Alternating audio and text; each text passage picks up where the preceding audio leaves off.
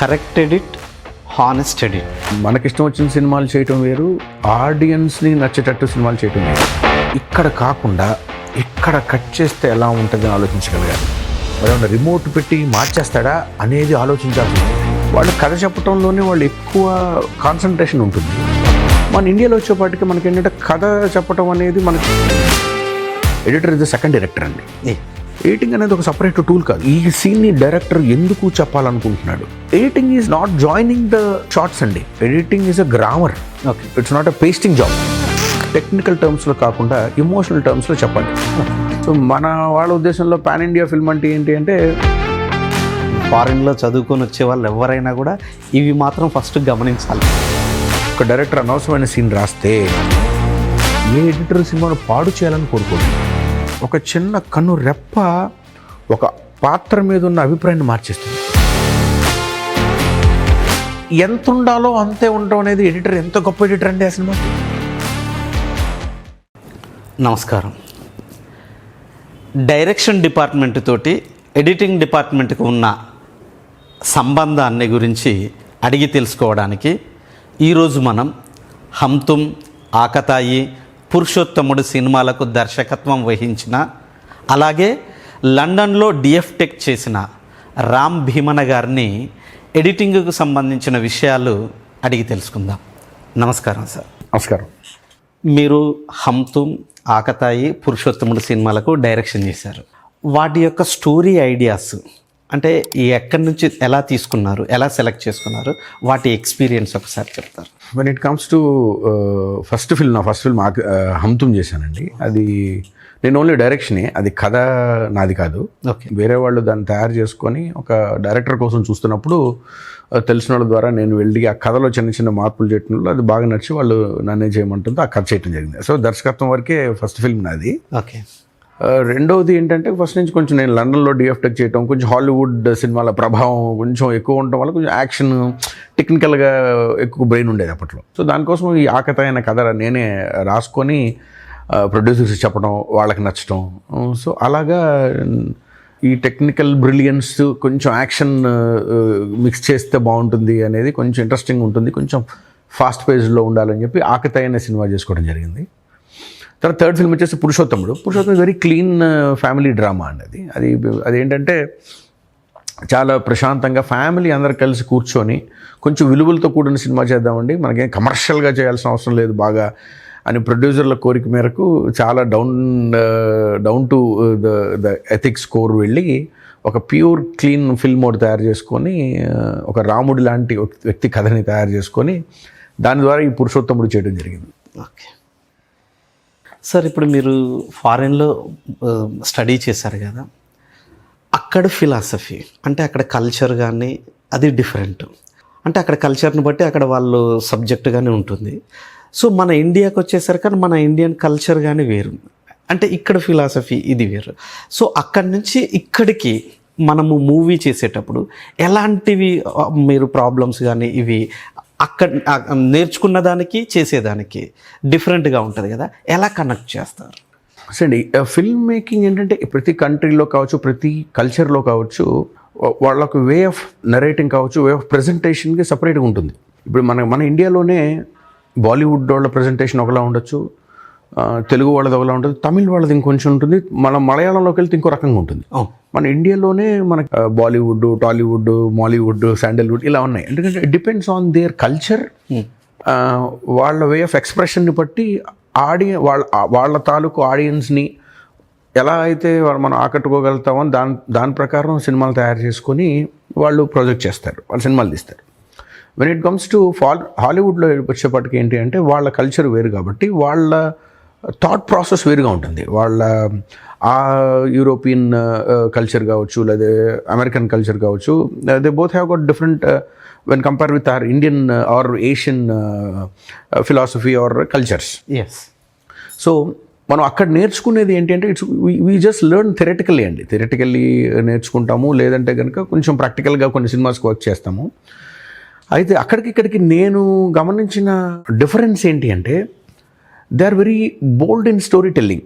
They don't get interfered by anything else. Okay. వాళ్ళ కథ చెప్పడంలోనే వాళ్ళు ఎక్కువ కాన్సన్ట్రేషన్ ఉంటుంది. ఓకే. మన ఇండియాలో వచ్చేపాటికి మనకి ఏంటంటే కథ చెప్పడం అనేది మనకి బ్యాక్డ్రాప్లోకి వెళ్తుంది. మనకి కమర్షియల్ ఎలిమెంట్స్ ఉంటాయి, సాంగ్స్ ఉంటాయి, హీరో ఇమేజ్ ఉంటుంది, ఆ తర్వాత ప్రొడ్యూసర్ తాలూకు అతని ఇష్టాయిష్టాలు ఉంటాయి, మ్యూజిక్ డైరెక్టర్ తాలూకు ఒక ఇమేజ్. ఇలాగా మనం మన ఇండియాలో కథ చెప్పడానికి ఏంటంటే we need to satisfy so many things, we need to consider so many things. అక్కడ అలా కాదు. ఒకసారి కథని మనస్ఫూర్తిగా నమ్మితే, ట్రూత్ఫుల్గా కథని ఎలా చెప్తున్నాం అనే దాని మీద ఎక్కువ మొదటి ప్రిఫరెన్స్ ఉంటుంది. మనకేంటి అంటే there are so many aspects to be considered to make a film. So మనం ఇక్కడికి వచ్చేపటికే ఆ మైండ్ సెట్లో ఉండకూడదు. మనం ఇక్కడికి వచ్చేపటికే when we are in Rome we need to be Roman అన్నట్టు, Indian film making is completely different from western film making అండి. So we just have to consider so many aspects to make a film and to convince a film. అంటే అది తప్పు అని నా ఉద్దేశం కాదు, వాళ్ళలాగా ఎందుకు ఉండలేకపోతున్నాము అనేది కాదు. మనం ఏంటంటే మన ఆడియన్స్ తగ్గట్టుగా మనం సినిమాలు చేస్తాం. సో కాబట్టి మన ఆడియన్స్ని తగ్గట్టుగానే మన మైండ్ సెట్ని మార్చుకోవాలి. సో నేను ఫస్ట్లో వచ్చినప్పుడు కొంచెం అడాప్టబిలిటీ కొంచెం నాకు అనిపించింది, ఇదేంటి ఇలా ఉంది, ఇలా చేస్తున్నారు, ఇక్కడేంటి ఇలా ఆలోచిస్తున్నారు అనిపిస్తుంది. కానీ film making is all about convincing the majority people. ఇప్పుడు మనకిష్టం వచ్చిన సినిమాలు చేయటం వేరు, ఆడియన్స్ని నచ్చేటట్టు సినిమాలు చేయటం వేరు. సో కాబట్టి ఏంటంటే మన మైండ్ సెట్లో we're speaking to lakhs of people, కోట్ల మందితో మాట్లాడుతున్నాం కాబట్టి వాళ్ళ మైండ్ సెట్ని మనం దృష్టిలో పెట్టుకొని సినిమాలు చేయాలి. సో అక్కడికి డిఫరెన్స్ ఏంటి అంటే వాళ్ళ థాట్ ప్రాసెస్ వేరు, మన థాట్ ప్రాసెస్ వేరు. So that is the main difference I found and. Okay. అంటే మీరు చెప్పేదైతే అక్కడ ఫారిన్లో చదువుకొని వచ్చే వాళ్ళు ఎవరైనా కూడా ఇవి మాత్రం ఫస్ట్ గమనించాలి. తప్పకుండా అండి. అదే అంటున్నా కదా, ఇప్పుడు ఒక ఏరియాలోకి వెళ్తే ఒక రాగి ముద్ద ఫేమస్ ఉంటుంది, ఇప్పుడు గోదావరిలోకి వెళ్తే ఇంకొక ఫుడ్ ఫేమస్ ఉంటుంది, తెలంగాణలోకి వస్తే ఒక ఫుడ్ ఫేమస్, ఢిల్లీలోకి వెళ్తే ఒకటి ఉంటుంది. మనం తెలుసుకోగలగాలి. ఇప్పుడు ఏ ఇండస్ట్రీలో ఉన్నాం మనము, ఏది మనకి వర్కౌట్ అవుతుందో తెలుసుకొని దానికి మసలుకోవాలి. కానీ దాన్ని యాస్టిస్ తీసుకొచ్చి ఇక్కడ అప్లై చేస్తామంటే వర్కౌట్ అవడం అంత ఈజీ కాదు. సో మన దగ్గర బాలీవుడ్, టాలీవుడ్, కోలీవుడ్, మాలీవుడ్, శాండిల్వుడ్ అని ఉన్నాయి. డిఫరెంట్గా అక్కడ స్ట్రక్చర్, స్టోరీ చెప్పేది ఉంది. ఇప్పుడు ప్రజెంట్గా పాన్ ఇండియా మూవీస్ అని అంటున్నారు. ఇక్కడికి వచ్చేసరికల్లా ఒక దగ్గర తీసిన మూవీని అందరి పీపుల్ని అంటే యాక్సెప్ట్ చేసేలాగా చేయాల్సి ఉంటుంది. ఇది ఎట్లా తీసుకుంటారు జాగ్రత్తలు? సో ఇప్పుడు పాన్ ఇండియా అనే దానికి అర్థం వేరేలా ఉందండి. It's not about representing all the cultures, భారతదేశం మొత్తానికి సరిపడా కథను చూపిస్తున్నాం అనేది కాదండి. ఓకే.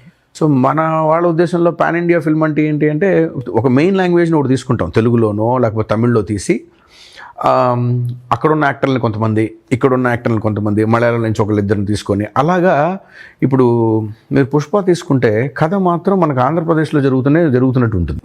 ఆంధ్రప్రదేశ్ చిత్తూరులో జరుగుతున్నట్టు యాస భాష కావచ్చు, లేకపోతే అక్కడ ఉన్న కల్చర్ కావచ్చు, వాళ్ళు అక్కడ ఒక జాతర కావచ్చు, ఇవన్నీ మనకి తగ్గట్టుగానే ఉంటాయి. కానీ దాంట్లో నుంచి ఏంటంటే యాక్టర్స్ వచ్చేప్పటికే మనకి ఫాజిల్ మలయాళం నుంచి ఒకళ్ళు ఉంటారు, విలన్ని తీసుకొచ్చి తమిళ నుంచి ఒకళ్ళు తీసుకొస్తారు. That becomes a pan India film. Okay. So మీరు అడిగిన దాంట్లో ముఖ్యంగా మనం గమనించాల్సింది ఏంటి అంటే, మీరు మంచి ప్రశ్న అడిగారు. తెలుగులో తీస్తున్నప్పుడు తెలుగు మీద కాన్సన్ట్రేట్ చేసుకొని సినిమా తీసేయచ్చు. So when it goes to different కల్చర్స్లోకి, డిఫరెంట్ లాంగ్వేజ్లోకి వెళ్తున్నప్పుడు మనం ముఖ్యంగా దృష్టిలో పెట్టుకోవాల్సింది ఏంటంటే ఇమోషన్ అండి. ఓకే. కరెక్ట్గా మనం అందరికీ మనం అనుకున్న ఇమోషన్ని అందరికీ చేరేలాగా చూసుకుంటున్నామా లేదా, ఇది అన్ని వర్గాలని ఆకట్టుకుంటుందా లేదా ఈ కథ, దీనిలో ఉన్న పాత్రలు కానీ లేకపోతే పాత్ర చిత్రణ కానీ ఇవన్నీ ఎగ్జాక్ట్గా మిగతా కండిషన్స్లో at the end of the day India అంత ఇమోషనల్గా బాండ్ అయ్యే కంట్రీ మంది. సో కాబట్టి ఏ మూలకు వెళ్ళినా కూడా అంత పెద్ద పెద్ద తెలుగు సినిమాలు, బాహుబలి కావచ్చు, RRR కావచ్చు, పుష్ప కావచ్చు, ఇంకేదైనా ఇంత పెద్ద సక్సెస్ అవడానికి కారణం ఏంటంటే emotionally they are very attached to all the cultures of the people. Okay. దేశంలో ఉండే అన్ని మారుమూల ఉండేవాళ్ళు దాంట్లో కనెక్ట్ అవ్వగలిగారు ఆ ఫిల్మ్స్తో. సో మనం ముఖ్యంగా పాన్ ఇండియా ఫిల్మ్స్ తీస్తున్నప్పుడు గుర్తుపెట్టుకోవాల్సింది ఏంటి అంటే ద ఇమోషన్, ద బ్యాక్ డ్రాప్ని పక్కన పెట్టిన ఇమోషన్ పర్ఫెక్ట్గా మనం కన్వే చేస్తున్నాం అనేది మాత్రం దృష్టిలో పెట్టుకుంటాం వల్ల పాన్ ఇండియా ఫిల్మ్స్ ఎక్కువ సక్సెస్ అవడానికి కారణం ఉంటుంది. అంటే మీరు చెప్పిన దానికి ఇది కూడా అనుకోవచ్చా సార్? అవెంజర్స్లో ఉంటే దాంట్లో కూడా ఎమోషన్స్ ఆ సిరీస్ మొత్తంలో కూడా ఉంది. సో అందుకోసమని అది కూడా ఇక్కడ మనం కూడా యాక్సెప్ట్ చేసాము అంటే వరల్డ్ వైడ్గా కూడా చేశారని చెప్పుకోవచ్చు కదా. అదేనండి, ఇప్పుడు దేంట్లో ఏ ఫిల్మ్ అయినా సరే, film is nothing but an emotional journey అండి. మనం ఏ సినిమా అయినా సరే, మీరు కార్టూన్ ఫిల్మ్ తీసుకున్నా కూడా దాంట్లో కూడా ఒక ఎమోషన్ కనుక లేకపోతే అంత ఈజీగా మనం పట్టుకోలేము, అంత ఈజీగా సక్సెస్ అవడానికి చాలా తక్కువ అవకాశాలు ఉంటాయి. ఓకే, మీరు అవెంజర్స్ అన్నప్పుడు ఏమైంది అంటే, ఎందుకు ఇక్కడ మనకి ఫారిన్ ఫిల్మ్స్కి పెద్ద మార్కెట్ ఇక్కడ ఎందుకు ఉండటానికి కారణం ఏంటి అంటే, India film market has been explored so great, చాలా విస్తృతంగా పెరిగిపోయింది ఇండియాలో ఉండే ఫిల్మ్ వ్యూవర్స్ కానివ్వండి, మార్కెట్ కానివ్వండి. ఓకే, సో దానివల్ల ఏంటి అంటే, ఈ డిజిటలైజేషన్ రావడం వల్ల ఒకప్పుడు చాలా తక్కువ మంది ఇంగ్లీష్ ఫిల్మ్స్ చూసేవాళ్ళు. మన ముందు జనరేషన్ కావచ్చు, లేకపోతే మన ఫస్ట్ ఎర్లీ జనరేషన్ కావచ్చు, థియేటర్కి వెళ్ళి చూసుకునేవాళ్ళు. ఇప్పుడు ఇంట్లోకి వచ్చేసింది, ఇంటర్నెట్ వచ్చిన తర్వాత టీవీలోకి వచ్చేసింది, కంప్యూటర్లోకి వచ్చింది, ఆ తర్వాత ఇప్పుడు ఓటీటీ వచ్చిన తర్వాత మన డైరెక్ట్లీ మన ఇంట్లోకి వచ్చింది, ఫోన్ వచ్చిన తర్వాత మన చేతిలోకి వచ్చేసింది. ఎప్పుడైతే ఈ మన ఆడియన్స్ ఈ ప్రపంచ సినిమా రుచిని చూడటం స్టార్ట్ చేశారో, they started liking it and they started exploring so much. ఇప్పుడు ఏంటంటే తెలుగు సినిమా సవాళ్ళను ఎదుర్కోవాల్సిన సిచ్యువేషన్ వచ్చేసింది. ఒకప్పుడులాగా సినిమాలు తీస్తామంటే కుదరని situation. So we need to compete with the international standards. ఒక సినిమాని ఇంటర్నేషనల్ స్టాండర్డ్స్లోకి కంపీట్ చేయాల్సిన సిచ్యువేషన్ మనకు వచ్చేసింది. సాదాసీదాగా ఉంటే నిలబడే సిచ్యువేషన్ కాదు. ఓకే, ఎప్పుడైతే ఆడియన్స్కి మనం ఇప్పుడు ఒకప్పుడు మన దగ్గర ఏంటంటే ఒక పరమాన్నం వండితేనే పండగ, అదే మనకి చాలా రేర్గా దొరికే బాగుంటుంది. ఇప్పుడు వరల్డ్ ఫుడ్ అంతా పిజ్జాలు, బర్గర్లు డోర్ స్టెప్లోకి వచ్చేసినాయి. ఫిల్మ్ ఈజ్ లైక్ దట్ అండి. ఇరానియన్ ఫిల్మ్స్ దగ్గర నుంచి మనకి యూరోపియన్ ఫిల్మ్స్ దగ్గర నుంచి మనకి అమెరికన్ ఫిల్మ్స్ దగ్గర నుంచి people started watching it and they loved it. ఇష్టపడటం స్టార్ట్ చేసినప్పుడు ఇప్పుడు మనకేంటంటే దానివల్ల మనకి డోర్స్ ఓపెన్ అవ్వడం. అందుకని అవెంజర్స్ కావచ్చు, మరి ఇంకా మీరు ఏ ఫిల్మ్స్ అయినా కూడా ఇండియాలో చాలా పెద్ద మార్కెట్ క్రియేట్ చేసుకోవడానికి కారణమైంది.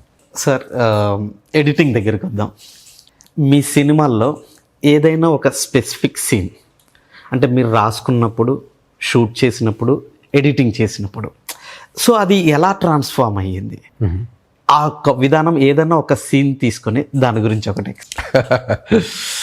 అయితే యాజ్ ఎ డైరెక్టర్ ఏదైతే రాసుకుంటాడో అదే రావాలని కోరుకుంటాడు. ఇప్పుడు మీరు చెప్తున్నట్టుగా ఇన్ని రూపాంతరాలు చెందితే డైరెక్టర్కి నచ్చదు. కాకపోతే మీరు అడిగింది టెక్నికల్గా చెప్పాలి అంటే బెటర్మెంట్కి వెళ్ళచ్చు. సపోజ్ ఇప్పుడు మా సినిమాలో సపోజ్ పురుషోత్తముడు తీసుకుంటే చాలా సీన్స్ నేను ఎడిటింగ్లో బ్యూటిఫికేషన్ చేసిన సిచ్యువేషన్స్ చాలా ఉన్నాయి. మార్తానికి వెంకటేష్ గారు మాకు ఎడిట్ చేశారు. One of the beautiful and talented editors ఆయన he fights with the directors. కాబట్టి అదే అలాంటి అనుభవజ్ఞుల దగ్గరికి ఎందుకు ఎడిటింగ్ అంటే, ఒక పేపర్ దిద్దుతారు సార్, మన ఎగ్జామ్ రాస్తే ఇన్విజిలేటర్ కూడా కాదు, వాల్యుయేటర్ అంటారు సార్, అలాంటి ఇదన్నమాట క్యారెక్టర్ అది. ఓకే, సో మనం చేసిన తప్పులు ఏమన్నా కావచ్చు, లేదా మనం అనుకున్నది ఇంకొంచెం బెటర్మెంట్ కావచ్చు. ఎడిటింగ్లో that's why called editor is the second director అండి. ఒక రకంగా చెప్పాలంటే ఎడిటర్ చేసిన దాన్ని కూడా, డైరెక్టర్ చేసిన తప్పులను కూడా ఎడిటర్ సర్దిద్దగలుగుతాడు. సో అందుకనే మాకు లండన్లో నేను డిఎఫ్టెక్ చేసినప్పుడు when it comes to the technical aspectsలో ఫస్ట్ వచ్చేది మాకు ఎడిటింగ్. ఓకే, కథను రాస్తున్నప్పుడే ఎడిట్ మీద ఒక అవగాహనతో రాసుకోవాలి. ఎడిటింగ్ అనేది మనకి స్టోరీ టెల్లింగ్లోనే ఒక భాగం అయిపోవాలి. ఎడిటింగ్ అనేది ఒక సపరేట్ టూల్ కాదు. ఎడిటర్ అనేవాడు ఎప్పుడో సినిమా అయిపోయిన తర్వాత వచ్చి చేసేవాడు కాదు. ఎడిటర్ అనేవాడు is just like a co director. మనతో పాటు ఉండి, మనతో పాటు నడుస్తా డైరెక్టర్ మనోభావాల్ని, డైరెక్టర్ మైండ్ని, అతని మనసులో ఉన్న భావాన్ని పట్టుకొని ఆడియన్స్కి ప్రజెంట్ చేయగలిగిన one of the beautiful technicians editor అనేది. సో మీరు అడిగినట్టు నా సినిమాల్లో చాలా సీన్స్కి ఎడిట్లో చాలా బ్యూటిఫికేషన్ జరిగి చాలా నేను అనుకున్న దానికన్నా బాగా వచ్చిందే. కానీ ఏ రోజు editor can never be wrong అండి. Edit can never be wrong edit. Okay, emotion can be wrong. మనం అనుకున్నట్టుగా రాకపోవచ్చు, కానీ ఒక రాంగ్ కట్ అనేది ఉండదు, రాంగ్ ఎడిట్ అనేది ఉండదు. మనం ఏదైతే మనం డైరెక్టర్ అనుకుంటున్నాడో దాన్ని ఎగ్జాక్ట్గా ప్రజెంట్ చేయగలుగుతున్నాడా లేదా అనేది ఎడిటర్ ఇది మనం ఆలోచించాలి. కానీ I don't think there will be a wrong cut actually. Okay, so పురుషోత్తముల్లో ఒక సీన్ గురించి చెప్పాలి అంటే, మేము ఒక పాటని, ఏదైనా పాటకి 2 చరణాలు ఉంటాయి. మేము ఒక పాటకి ఒక 5 చరణాలు రాయించాం. మాకు 5 చరణాలు బాగుంటుందని. ఓకే, సో ఈ 5 చరణాలకి మేము షూట్ చేసింది 2 చరణాలు. పల్లవి 2 చరణాలు షూట్ చేసాం, ఇంకా 3 చరణాలు మిగిలింది. కానీ నాకు ఎడిట్లోకి వచ్చిన తర్వాత ఆ 3 చరణాలు కూడా పెట్టాలి. షూట్ లేదేం లేదు, సినిమా అయిపోయింది. అయితే హౌ ఎడిటర్ ఈస్ ఎంత క్లవర్గా సేవ్ చేస్తారంటే ఒక సాంగ్ హుక్గా ఉపయోగపడుతుంది అన్నప్పుడు ఎక్కడ కథను డిస్టర్బ్ చేయకుండా కథని ముందుకు తీసుకెళ్ళటానికి మీరు ఆ 3 చరణాలు సినిమాలో ఉంటే మనకు గూస్ బంప్స్ వస్తూ ఉంటాయి అసలు. ఓకే. అంటే మీరు షూట్ చేయకపోయినా మీ బ్రెయిన్లో లేకపోయినా when it comes to the table, edit table, దాన్ని ఎడిటర్ అర్థం చేసుకొని అరే 2 చరణాలు చాలా మంచి సిచ్యువేషన్లో పడి 3 చరణాలను కూడా 30 seconds 1 minute అయి ఉండొచ్చు. చాలా జాగ్రత్తగా తెలివిగా దానిలో కంటెంట్ని వాడుకుంటే ఆడియన్ని ఒక మంత్రముగ్ధులుగా అరే ఎంత బాగుంది సీన్, ఎంత బాగుందో పాట అని కళ్ళమ్మ నీళ్ళు వచ్చే విధంగా కొన్ని చరణాలు కావచ్చు. He placed very beautiful in to the film అండి. ఓకే. సో ఎప్పుడైతే ఒక డైరెక్టర్ ఎడిటరు ఒక మానసిక స్థితి మీదకి వస్తారో ఆ పర్టికులర్ ఫిల్మ్ మీద, film is going to by visual extravaganza. ఒక దృశ్య కావ్యం అంటుంటాం మనం సినిమాలో. దర్శకుడు, ఎడిటరు, మ్యూజిక్ డైరెక్టరు, వీళ్ళు ముగ్గురు. Cameraman obviously he works with the director in the shoot. So కాబట్టి అతను డైరెక్టర్తో పాటుగానే పనిచేస్తాడు కాబట్టి మనం కెమెరామెన్ది సపరేట్ డిపార్ట్మెంట్, అది ఎప్పుడైనా తర్వాత మాట్లాడచ్చు. అది ఎంత గొప్ప క్రాఫ్ట్, అది హౌ దే ట్రావెల్ అనేది. when it comes to edit వచ్చేపాటికే వీళ్ళ ముగ్గురు కనుక ఒక లైన్ మీద ఉండగలిగితే అసలు we gonna see a beautiful films అంది. మనం ఇప్పుడు వెనక్కి తీసుకుంటే మీరు వరల్డ్ ఫిల్మ్స్ నుంచి మన తెలుగు ఇండియన్ ఫిల్మ్స్ చూసుకుంటే ఎడిటింగ్లో అసలు మనకి ఆశ్చర్యపోతాం అనమాట, ఎడిట్ ఇలా కూడా చేస్తారా అనేది. సో అలాగా ఎడిట్ అనేది చాలాసార్లు మనకి ఎడిట్ టేబుల్ మీద సినిమాలను సేవ్ చేసిన దాఖలాలు చాలా ఉన్నాయి. సార్ అంటే ఇప్పుడు మీరు చెప్పిన దాంట్లో నుంచి ఎడిటర్ వచ్చేసేసి పోస్ట్ ప్రొడక్షన్లో వస్తాడు. అంటే స్టోరీ అతనికి కూడా తెలిస్తే మొదటి నుంచి ట్రావెల్ అయితే కొంచెం సజెషన్స్ అలాంటివి ఏమన్నా ఇవ్వడానికి కూడా అవకాశం ఉంటుంది. అయితే మీరు ఎడిటర్ని ఏ స్టేజ్లో, అంటే ప్రీ ప్రొడక్షనా పోస్ట్ ప్రొడక్షనా, ఏ స్టేజ్లో ఇన్వాల్వ్ చేస్తే బాగుంటుంది అని మీరు అనుకుంటారు? సాధారణంగా ఎడిటరు ఏ ఫిల్మ్కైనా సరే పోస్ట్ ప్రొడక్షన్లో వస్తారండి. అవునండి, అదే జరుగుతూ ఉంటుంది. కాకపోతే మీరు అడిగిన ప్రశ్నకు ఏ విధంగా బాగుంటుంది అంటున్నారు కాబట్టి ఎప్పుడైతే ఎడిటరు స్టోరీ ప్రీ ప్రొడక్షన్ దశలో మనకు అందుబాటులో ఉంటాడో సగం పని సులువు అవుతుంది. ఓకే. కన్ఫ్యూజన్ తగ్గుతుంది, క్లారిటీ పెరుగుతుంది. ఇవన్నీ ఒక్క మనిషి మనతో ఉండటం వల్ల చాలా వరకు ఫిల్మ్ సేవ్ అవుతుంది, ఖర్చు సేవ్ అవుతుంది, క్లారిటీ పెరుగుతుంది, ఆర్టిస్ట్కి పని భారం తగ్గుతుంది, తెలిసి. ఇప్పుడు అందుకనే ఆన్లైన్ ఎడిటర్ అంటున్నారు. మనం షూట్ చేసే టైంలోనే ఇక్కడ పక్క నుంచి ఒక ఎడిట్ అయిపోతూ ఉంటుంది. మనం ఒక షార్ట్ కంప్లీట్ అవగానే మనకి కరెక్ట్గా ప్రాపర్గా వచ్చిందని చూసుకుని రీసెంట్గా జరుగుతుందని. ఒకప్పుడు అట్లా ఏం లేదు. సో ఇంకొంచెం ముందుకు వెళ్ళి మనం స్క్రిప్ట్ దశలోనే కనుక ఎడిటర్ని కనుక మనం జాయిన్ చేసుకోగలిగితే ఎడిటర్ పాయింట్ ఆఫ్ వ్యూ వేరు, డైరెక్టర్ పాయింట్ ఆఫ్ వ్యూ వేరు, వాళ్ళ పర్సెప్షన్స్ వేరుంటాయి. ఈ రెండింటిని మిక్స్ చేస్తే కనుక ముందుకు వెళ్ళగలిగితే that film is going to be very very good project అండి. కట్ పాయింట్ ఆఫ్ వ్యూలో కావచ్చు, ఎడిట్ పాయింట్ ఆఫ్ వ్యూలో కావచ్చు, పోస్ట్ ప్రొడక్షన్ పాయింట్ ఆఫ్ వ్యూలో కావచ్చు. He's mastery in the post production. Editor అనేవాడు పోస్ట్ ప్రొడక్షన్లో ఎంత మాస్టరీ ఉంటాడో, ఈ ప్రొడక్షన్లో హీరో డైరెక్టర్ ఎంత మాస్టరీ ఉంటాడో, వీళ్ళిద్దరు కలవటం వల్ల 100% ఫిల్మ్కి చాలా మంచి అడ్వాంటేజెస్ జరిగే అవకాశాలు చాలా ఉంటుందండి. ఇప్పుడు మీరు ఎడిటర్ని ప్రీ ప్రొడక్షన్లో కూడా ఇన్వాల్వ్ చేసి ట్రావెల్ చేస్తే బాగుంటుంది అని చెప్పారు. అయితే ఇప్పుడు ఎడిటర్ దగ్గరికి వస్తే తనకు ఇంత బాధ్యత ఉంది ఒక ప్రాజెక్టును సక్సెస్ చేసే దాంట్లో, ఆయన ఎలాంటి హోంవర్క్ చేస్తే బాగుంటుంది? అంటే తను కూడా హోంవర్క్, ఇప్పుడు ఒక సినిమాను వచ్చేసరికల్లా ఏదన్నా ఒక హిస్టారికల్ అనుకోండి, దానికి వెనకాల వెళ్ళి డైరెక్టరు, స్టోరీ రైటరు రీసెర్చ్ చేస్తారు. ఇప్పుడు ఎడిటర్ దగ్గరికి వచ్చేసరికల్లా ఈయన ఎలా ఆ ప్రాజెక్ట్ మీద ఈయన ఎలా రీసెర్చ్ చేయాలి? అంటే కట్స్ పరంగా కానీ, లేకపోతే మీరు అనుకున్న ఎమోషన్ స్టోరీని చెప్పేదానికి కానీ హోంవర్క్ ఎలా? మంచి ప్రశ్న అండి. అయితే అండి, editor job is to convey the emotion or a feelings from director to audience. ఇతని మధ్యలో సంధానకర్త. ఎడిటర్ ఎలాంటి హోంవర్క్ చేయాలి అనే దాన్ని చెప్పడం కన్నా ఎలా చేస్తే ఏదైతే బాగుంటుందో డైరెక్టర్ కన్నా చెప్పగలుగుతాను నేను. సో టెక్నికల్గా సౌండ్ ఉండటం అనేది సాధారణంగా ఎవరైనా టెక్నికల్ సౌండ్ ఉంటారు, ఈ సాఫ్ట్వేర్ నేర్చుకోవాలి, ఈ టూల్ నేర్చుకోవాలి, స్టైలింగ్ నేర్చుకోవాలి, కట్స్లో డిఫరెంట్ కట్స్ నేర్చుకోవాలనేది వెనక్కి పంపిస్తే ముందు ఒక ఎడిటర్ హోంవర్క్ చేయాల్సింది ఏంటి అంటే the purpose of the scene. అంటే ఈ సీన్ని డైరెక్టర్ ఎందుకు చెప్పాలనుకుంటున్నాడు, ఈ సీన్లో ఉండే ఒక ఇమోషన్ ఏదైతే ఉందో అది ఎంతసేపు ఉండాలి. సో అది చాలా ఇంపార్టెంట్ అండి. First of all he has to understand the story. కథని అర్థం చేసుకొని డైరెక్టర్ ఏదైతే మనసులో ఏదైతే తన భావాన్ని బయటికి చెప్పాలనుకుంటున్నాడో దాన్ని అతను టెక్నికల్ పాయింట్ ఆఫ్ వ్యూలో కనుక అతను కలాబరేట్ చేసుకోగలిగి దాన్ని కనుక వర్క్ చేసి దాన్ని కనుక డైరెక్టర్తో డిస్కస్ చేస్తూ ఉంటే సినిమాకి చాలా చాలా లాభం చేకూరుతుంది, చాలా యూస్ఫుల్ అవుతుంది కూడా. ఇంకా టెక్నికల్ హోంవర్క్స్ అనేది it literally depends on the each editor. వాళ్ళు హోంవర్క్స్ ఎలా చేస్తారు, వేరే సినిమాలు చూస్తారా. ఇప్పుడు మీరు చెప్పినట్టుగా ఇప్పుడు ఒక హిస్టారికల్ బ్యాక్డ్రాప్లో జానర్లో ఒక సినిమా చూస్తున్నాం. ఇలాంటి ఫిల్మ్స్ ఇంతకుముందు ఏం వచ్చినాయి, వాళ్ళు ఎలాంటి కట్ చేస్తున్నారు, ఎలాంటి హోంవర్క్ ఉంది దాంట్లో, ఎలాంటి ప్లస్ పాయింట్స్ ఉన్నాయి, లేదు దాంట్లో మైనస్లు ఉంటే దాంట్లో మనకు రాకుండా ఎలా చూసుకోవాలి, బెటర్మెంట్గా మనం ఎలా చెప్పగలుగుతాము అనేది. Editing is nothing but story telling అండి, అది కూడా ఒక స్టోరీ టెల్లింగే.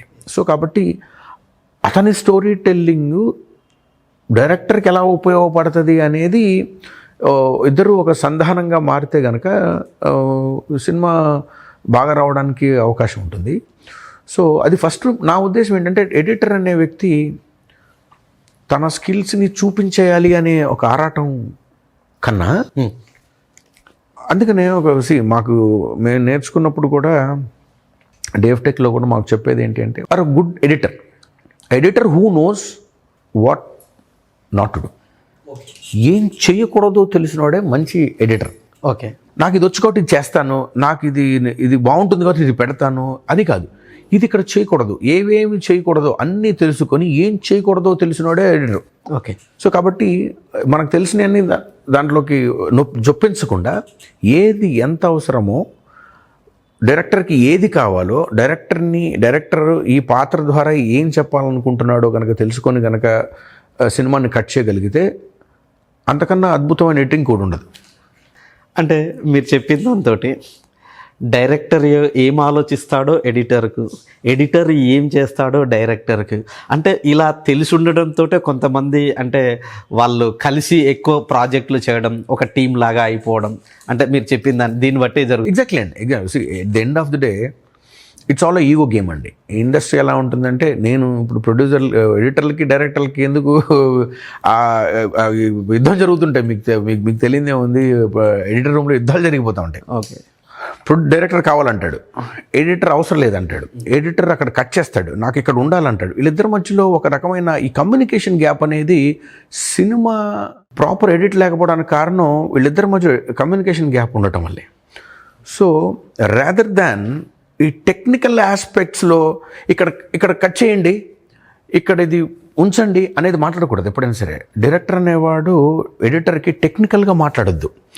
ఇక్కడ షార్ట్ కట్స్ జంప్ చేయండి, ఇక్కడ మీరు ట్రాన్సిషన్ వేయండి, ఇక్కడ మీరు డిజాల్వ్ చేయండి, ఇలా మాట్లాడొద్దు. A good director tells what the character is feeling or ఆ సీన్లో వీడు ఏం ఫీల్ అవుతున్నాడో చెప్పగలగాలి.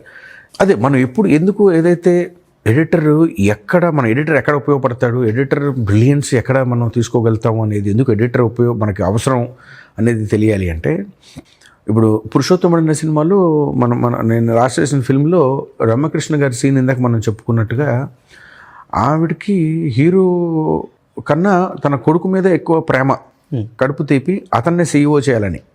హీరోని రావుని అడవులు పంపించినట్టుగా ఊరి మీద పంపించేస్తారు ఒక ఛాలెంజ్ పెట్టి.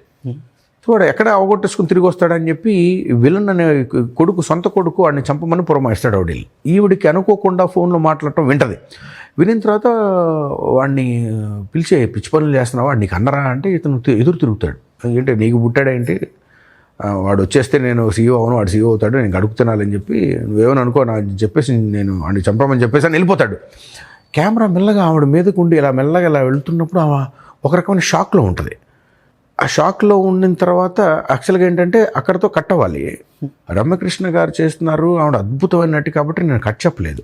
అది ఇంకొక 5-10 సెకండ్లో ఆవిడ ముందు మీదకి వెళ్ళిన తర్వాత ఆవిడ ఒక డిస్పైర్ తీసుకొని అక్కడున్న డోర్ మీద ఆవిడ చిన్న ఇలా ఒక చెయ్యి ఇలా పెట్టి ఒక కూలిపోయిన భావన ఇచ్చారు.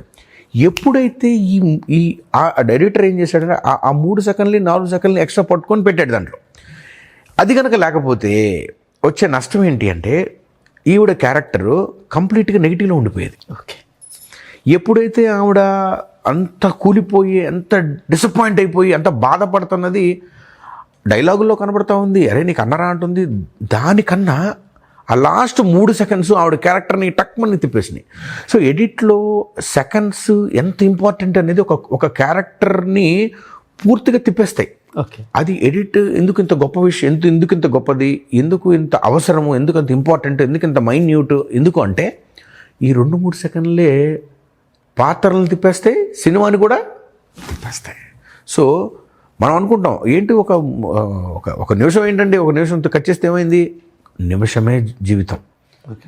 ఏమైంది, ఒక నిమిషం పొడిగిస్తే ఏమైందండి, ఆ నిమిషమే తలరాతని మార్చేస్తుంది. సో ఇక్కడ ఒక పెద్ద ఎగ్జామ్ రాయడానికి పరిగెడుతున్న స్టేషన్లో ట్రైన్ పడుకు పరిగెడుతున్న విద్యార్థికి ఆ సెకండ్లు ఎంత ఇంపార్టెంటో ఒక్కోసారి సినిమా సక్సెస్కి ఆ కొన్ని సెకండ్లు కూడా చాలా ఇంపార్టెంట్. అది తగ్గించాలా పెంచాలనేది ఎడిటర్ని జడ్జిమెంట్లో అతని అవగాహన మీద, అతని కన్విక్షన్ మీద ఆధారపడి ఉంటుంది. Along with the director, he has to guide the director to right path. So కాబట్టి మీరు పురుషోత్తముడు అనేది మీరు కోట్ చేశారు కాబట్టి ఆ 3-4 సెకండ్లు ఒక పాత్రని ఔన్నత్యాన్ని మారుస్తున్నాయా, చూసారా? అందుకే editing is so great. Okay. So ఎప్పుడు జరుగుతుంది అంటే ఆ డైరెక్టర్కి ఆ ఎడిటర్కి మధ్యలో మానసికమైన బంధాన్ని ఉండాలి. రాదర్ దాన్ టెక్నికల్గా ఉండటం కన్నా డైరెక్టర్ అనేవాడు అతను ఈ క్యారెక్టర్ ద్వారా, ఈ సీన్ ద్వారా, ఈ పాత్ర ద్వారా ఎందుకు ఈ సీన్లో ఎందుకు ఏమనుకుంటున్నాడు, ఈ సీన్ ఏ పాత్రని కనెక్ట్ అయ్యి ఉంటుంది, ఏం ఫీల్ అవుతుంది, అది చెప్పగలిగితే ఎడిటర్ ఇంకా బాగా ఆలోచిస్తాడు. సో ఎవరు కట్ వేయాలి, ఎవరిది ఎక్కడ కట్ చేయాలి, ఆ రిథమ్ని ఫాలో అవడానికి అవకాశం ఉంటుంది. సో మీరు అడిగిన ప్రశ్న మంచి ప్రశ్న. ఎందుకు ఒకసారి చేసిన మ్యూజిక్ డైరెక్టర్లు కంటిన్యూ అవుతారు, ఒకసారి ఎడిటర్లు ఒకే కాంపౌండ్లో పనిచేస్తారంటే ఒక్కో ఎడిటర్కి చెప్పాల్సిన అవసరం లేదు, ఎందుకంటే ఇతని మనసు అతనికి తెలుసు. అవును. అలాగే ఎప్పుడైతే వాళ్ళిద్దరికి సింక్ అయ్యారో ఇంకా 50% పని అయిపోయినట్టే. మిగతా 50% ఒకసారి చూసుకొని ఇక్కడ కొంచెం ఇట్లా ఉంది అని చెప్పుకుంటే మీ సినిమా అయిపోతుంది. సో చాలామందికి ఏంటంటే ఇది పొసగదు మనకు, అందుకని సినిమా చూస్తున్నప్పుడు ఆ ముక్కలు తనం కనబడతా ఉంటుంది. So they just have to gel so good. Director has to gel with so many departments, especially with the camera and editing department. ఒక ప్రాజెక్టు చేద్దాం అనుకోండి, డైరెక్షన్ చేద్దాం అనుకోండి, స్క్రిప్ట్ చదువుతున్నారు, ఆ దశలోనే ఎడిటింగ్ గురించి మీరు ఆలోచించుకుంటారా? ఎడిటింగ్ గురించి ఆలోచించాలండి. ఓకే. అంటే ఇప్పుడు స్క్రిప్ట్ చదవటం అంటే ఒక వేరే వాళ్ళ కథలు చూసుకున్నప్పుడు మనకి అవకాశం ఉంటుంది, కానీ యాజ్ అ రైటర్గా మనం రాస్తున్నప్పుడే ఎడిట్ని దృష్టిలో పెట్టుకొని కనుక మనం రాస్తుంటే మనకి అనవసరమైన సీన్లు తొలగిపోతూ ఉంటాయి, చాలా టైం సేవ్ అవుతూ ఉంటుంది, ఇమోషన్ పర్ఫెక్ట్గా ట్రావెల్ అవుతుందా లేదా అనేది మనకు తెలుస్తూ ఉంటుందండి. రాస్తున్నప్పుడు ఎడిట్ మన దృష్టిలో ఉంటే ఏ సీను ఎంతసేపు హోల్డ్ చేయాలి అనేది తెలుస్తుంది డైరెక్టర్కి. సో లేదా ఇప్పుడు అదేదో కళ్ళు మూసుకొని నడుస్తూ ఉంటే ఎటు నడుస్తున్నాం అనేది తెలియదు. సో ఇది రాసుకుంటా పోతూ ఉంటే స్క్రీన్ మీదకి వచ్చేపాటికే చాలామంది దర్శకులకి రాస్తున్న స్టేజ్లో సినిమాలు కథలు చాలా అద్భుతంగా ఉంటాయి. When it comes to on the screen వాడు ఒక్కోసారి దాంట్లో సగం వస్తుంది, ఒక్కోసారి కంప్లీట్గా వేరే ఫిల్మ్ వచ్చేస్తుంది. ఎందుకంటే రాస్తున్నప్పుడు వేరు, తీస్తున్నప్పుడు వేరు. ఇప్పుడు సపోజ్ మనం ఒక జీడిపప్పు ఉప్మా చేయాలనుకుంటున్నప్పుడు ఒక ఉప్మా దాని దగ్గర జీడిపప్పులనే మనం పెట్టుకోవాలి, ఏదో బిర్యానీకి తీసుకొచ్చి ఉప్మా చేయలేం. సో అట్లాగే మనం ఏదైతే మనకి సినిమాలో మనం ఏదైతే కావాలనుకుంటున్నామో దాన్నే రైటింగ్లో దృష్టిలో పెట్టుకొని రాసుకోగలిగితే చాలా టైం సేవ్ అవుతుంది, చాలా నీట్గా జనాల్ని మనం ఏదైతే చెప్పదలుచుకుంటున్నామో అది కరెక్ట్గా లెంత్ లేకుండా చెప్పగలుగుతాం, ఎక్కువ లెంత్ లేకుండా. అందుకనే కొంతమంది దర్శకులు సినిమాలు ఫస్ట్ కట్టు 4 గంటలు 5 గంటలు వస్తాయి, 7 గంటలు వచ్చిన సినిమాలు కూడా నాకు తెలుసు. సో అది ఎప్పుడు జరుగుతుంది అంటే అది ఎడిట్ అనేది పూర్తిగా మర్చిపోయి, ఎడిట్ అనేది ఎప్పుడో వచ్చే పని, నేను పట్టిన కుందేళ్ళకి 3 కాళ్ళు అనే తత్వంతో ఎప్పుడైతే మనం రాసుకుంటూ పోతూ ఉంటామో that is dangerous. That does harms to the producer. డబ్బులు ఇబ్బంది అయిపోతుంది, ఆర్టిస్టులు 30 రోజులు చేయాల్సిన వాళ్ళు 40 రోజులు చేయాల్సి వస్తుంది. దాని పని అందరికీ పని ఎక్కువే. ఒక్క సీన్ మనం ఒక డైరెక్టర్ అనవసరమైన సీన్ రాస్తే ఎంత అన్ని విభాగాలకి ఖర్చు, పని, అనవసరమైన పని. ఒక ఆకతాయి అనే సినిమాలో నా 2వ ఫిల్మ్లో ఒక పాటని కష్టపడి పాట చేసామండి. కృష్ణ భగవాన్ గారితో ఉంటారు, ఆయన ఒక మంచి పాట చేసాము. సినిమాల్లో ఆ పాట లేదు. నేను ఎంత బాధపడిపోయానంటే, అరే మేము ఎంత కష్టపడి చేసాము అంటే, ఎడిటర్ పాయింట్ ఆఫ్ వ్యూలో ఏంటి అంటే, ఇది ఒక అబ్స్టకల్ ఉంది, ఇక్కడ ఈ పాట వల్ల జనాలు లేచి వెళ్ళిపోతారు. మీరు రాసేసుకున్నారు కానీ ఎడిట్లో వచ్చేపాటికే అది అవ్వదు, మన లెంతులు చూసుకోవాలి, ఇవన్నీ ఉంటాయి. సో నాకు అప్పుడు అర్థమైంది ఏంటి అంటే, లేదు ఎడిటింగ్ అనేది మన దృష్టిలో, రాస్తున్నప్పుడు మన దృష్టిలో ఉండటం చాలా మంచి పరిణామం అని అప్పుడు తెలుసుకోవటం వల్ల నేను అప్పటి నుంచి ఫాలో అవుతాను.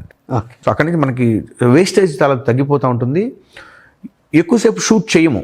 ఓకే, ఇప్పుడు మనకి ఈ సీన్లో ఆ ఎక్స్ప్రెషన్ ఒక 2 సెకండ్లే కావాలని తెలిసినప్పుడు 30 సెకండ్లు షూట్ చేయము, 2-3 సెకండ్లు షూట్ చేస్తాం. అది మన దృష్టిలో ఉండాలి. ఎడిట్ అనేది రాస్తున్నప్పుడు ఉండటం చాలా మంచి విషయం. షూట్ చేసే టైంలోనే ఇక్కడ ఎడిటర్కి కొంచెం స్పేస్ అంటే కాస్త ఇంకా కొంచెం సేపు హోల్డ్ చేస్తే అక్కడ ఎడిటింగ్లో కొంచెం కట్ చేసుకుంటాము, అట్లా ఆలోచించే స్పేస్ ఫుటేజ్ని అట్లా మీరు షూట్ చేస్తారా?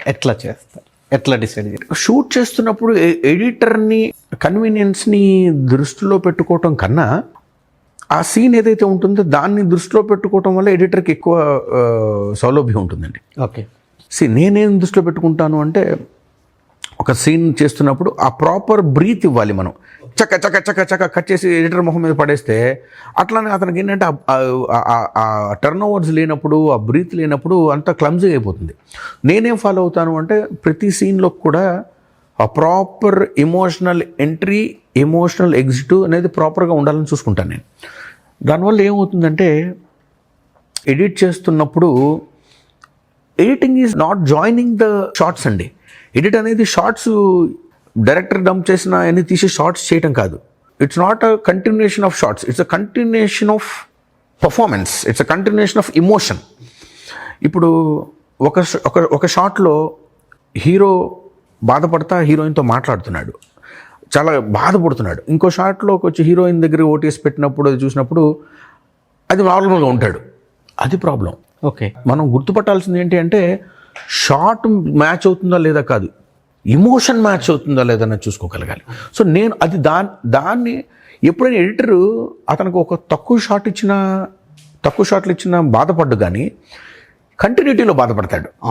సో అతనికి ఏంటంటే ప్రాపర్ కంటిన్యూటీ అనగానే వెనక బ్యాక్గ్రౌండ్ ఉందా, డ్రెస్ బాగుందా, ఇటు టవల్ ఇటు ఉండాల్సింది ఇటు ఉందా అనేది సెకండ్ దానిలో తీసుకుంటే ఇమోషనల్ కంటిన్యూటీ చాలా ఇంపార్టెంట్. ఒక షార్ట్లో ఏదైతే ఇమోషన్లో ఉందో నెక్స్ట్ షార్ట్లోకి ఆ ఎమోషన్ మనం ఆ రిథమ్ ఫాలో అవుతున్నాం లేదా అనేది చూసుకుంటాడు. సో నేను ముఖ్యంగా ఒక ఎడిటర్కి ఇవ్వాల్సిన స్పేస్ ఏంటి అంటే, it's not about so many shots. ఒక 15 కెమెరాలు పెట్టేసేసి ఇక్కడ ఒకటి 4 ఇచ్చేస్తే ఎడిటర్ చాలా గొప్పగా ఫీల్ అవుతాడు, ఆనందంగా ఫీల్ అవుతాడని కాదు. నేను తీసిన 4 షార్ట్స్ అయినా కూడా ఏదైతే గ్రాఫ్ ఏదైతే ఉందో ఆ గ్రాఫ్ నీట్గా కనెక్ట్ అవుతుందో లేదా అన్నింటిలో పర్ఫెక్ట్గా ఉందో లేదని చూసుకుంటాను. That gives so relief to the editor అండి. స్టోరీ చెప్పేటప్పుడు ఎడిటింగ్ అనేది కథను నడిపించే టూలా లేకపోతే కథకు హెల్ప్ చేసే టూలా? ఎడిటింగ్ అనేది కథని నడిపించే టూలా, కథకి సేవ చేసే టూలా అన్నారు. యాక్చువల్గా ఎడిటింగ్ని ఒక టూల్గా భావించకూడదు. ఓకే, ఎడిటింగ్ అనేది కథను నడిపిస్తే ఏమైంది అంటే ఒక మెకానికల్గా అయిపోతుంది. ఎడిట్ పట్టుకెళ్ళిపోతూ ఉంటుంది కథని. కథకి సేవ్ చేస్తూ ఉంది అంటే ప్యాసివ్గా కథకు ముందుకెళ్తుంది. ఎడిటింగ్ అనేది కథ చెప్పడంలో మిళితం అయిపోవాలి. ఓకే, అసలు ఎడిటింగ్ అంటేనే కథ చెప్పడం. ఓకే, అదేం సపరేట్ కాదు, అదేం సపరేట్ టూల్ కాదు. ఓకే, సో కాబట్టి కథను నడిపించకూడదు, అలా అని చెప్పి కథకి సేవ చేస్తూ ఉండిపోకూడదు. ఎడిటింగ్ అనేది కథతో పాటు నడవాలి. కథని ఆ ఎమోషన్ ఆడియన్స్కి గుండె లోపలికి తీసుకెళ్ళిపోయి ఒక మాధ్యమం అవ్వాలి, టూల్ లాగా మిగిలిపోకూడదు.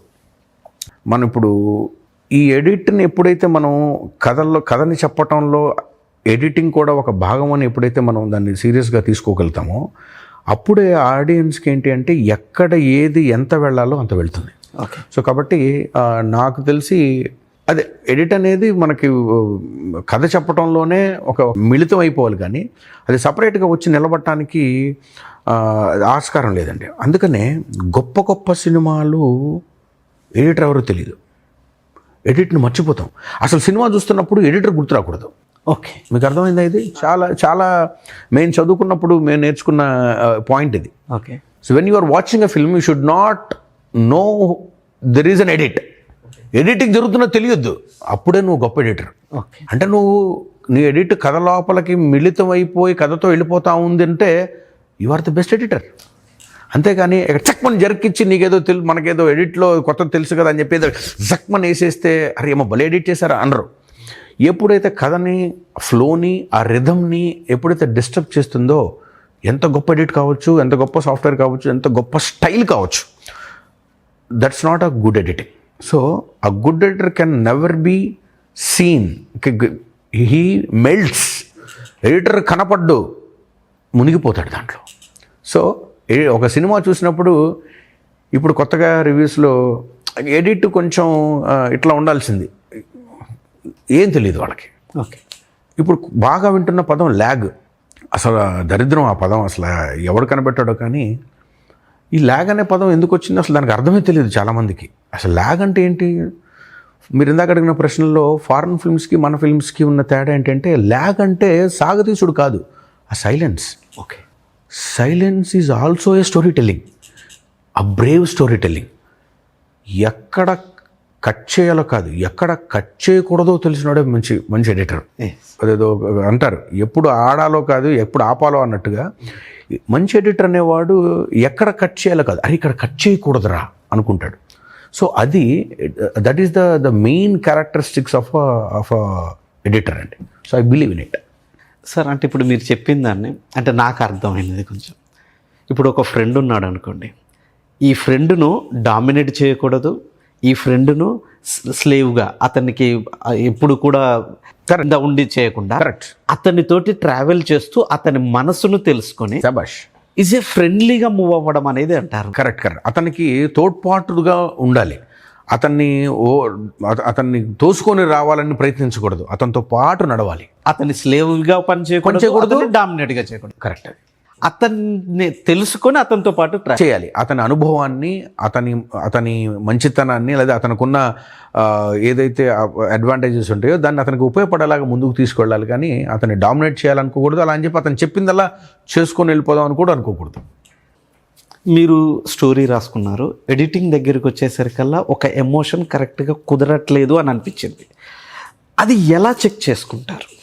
అది దానికేమీ చెక్ చేసుకోవడానికి ఏమీ ఒక సాఫ్ట్వేర్ ఏం అవసరం లేదండి. ఇప్పుడు ఒక ఎమోషన్ కనెక్ట్ అవ్వట్లేదంటే మన మనస్సాక్షి ఏదైతే ఉంటుందో అది మనకు చెప్తూ ఉంటుంది. ఇక్కడ నువ్వు అనుకున్నది ఇక్కడ అవ్వట్లేదు అని తెలుస్తున్నప్పుడు మనకు అదే తార్కాణం. ఓకే. సపరేట్ దానికి ఏమి ఒక టూల్ ఏమిగా లేకపోతే కనుక సపరేట్ దానికి ఏమి టెస్టింగ్ ఏమి ఉండదు.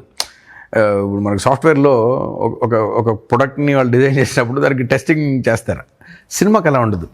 ఒక సీన్ని అవ్వట్లేదు అన్నప్పుడు మన మనసు అక్కడ చెప్పేస్తూ ఉంటుంది, ఇక్కడ అనుకున్న విధంగా మనం చెప్పలేకపోతున్నాము. ఇమోషన్ ఎర్లీగా కట్ అవుతుందా, ఇమోషన్ ఎవరి వైపు నుంచి చెప్తున్నాము అనేది అవి చెక్ చేసుకోవడం. అవి చెక్ చేసుకొని 1, 2, 3 వర్షన్స్ని సెటప్ చేసుకుంటే మనం అనుకున్నది వస్తుందో రాదో తెలిసిపోతుంది. సో కాబట్టి మన మనసే దానికి టెస్టింగ్ అండి. మన మనసు అనిపిస్తుంది అంటే అక్కడ ఏదో చిన్న గ్లిచ్ ఉన్నట్టే లెక్క. దాన్ని మనం సరి చేసుకోవాలి. ఎలా సరి చేసుకోవాలనేది ఎడిటర్తో కూర్చొని ఇక్కడ నేను ఇలా అనుకున్నాను, మీరు ఇప్పుడు ఎవరి పాయింట్ ఆఫ్ వ్యూలో కట్ చేశారు, ఒక సీన్ని మనం ఎవరి పాయింట్ ఆఫ్ వ్యూలోనే కట్ చేయొచ్చు. Editing is a grammar, okay, it's not a pasting job. Okay.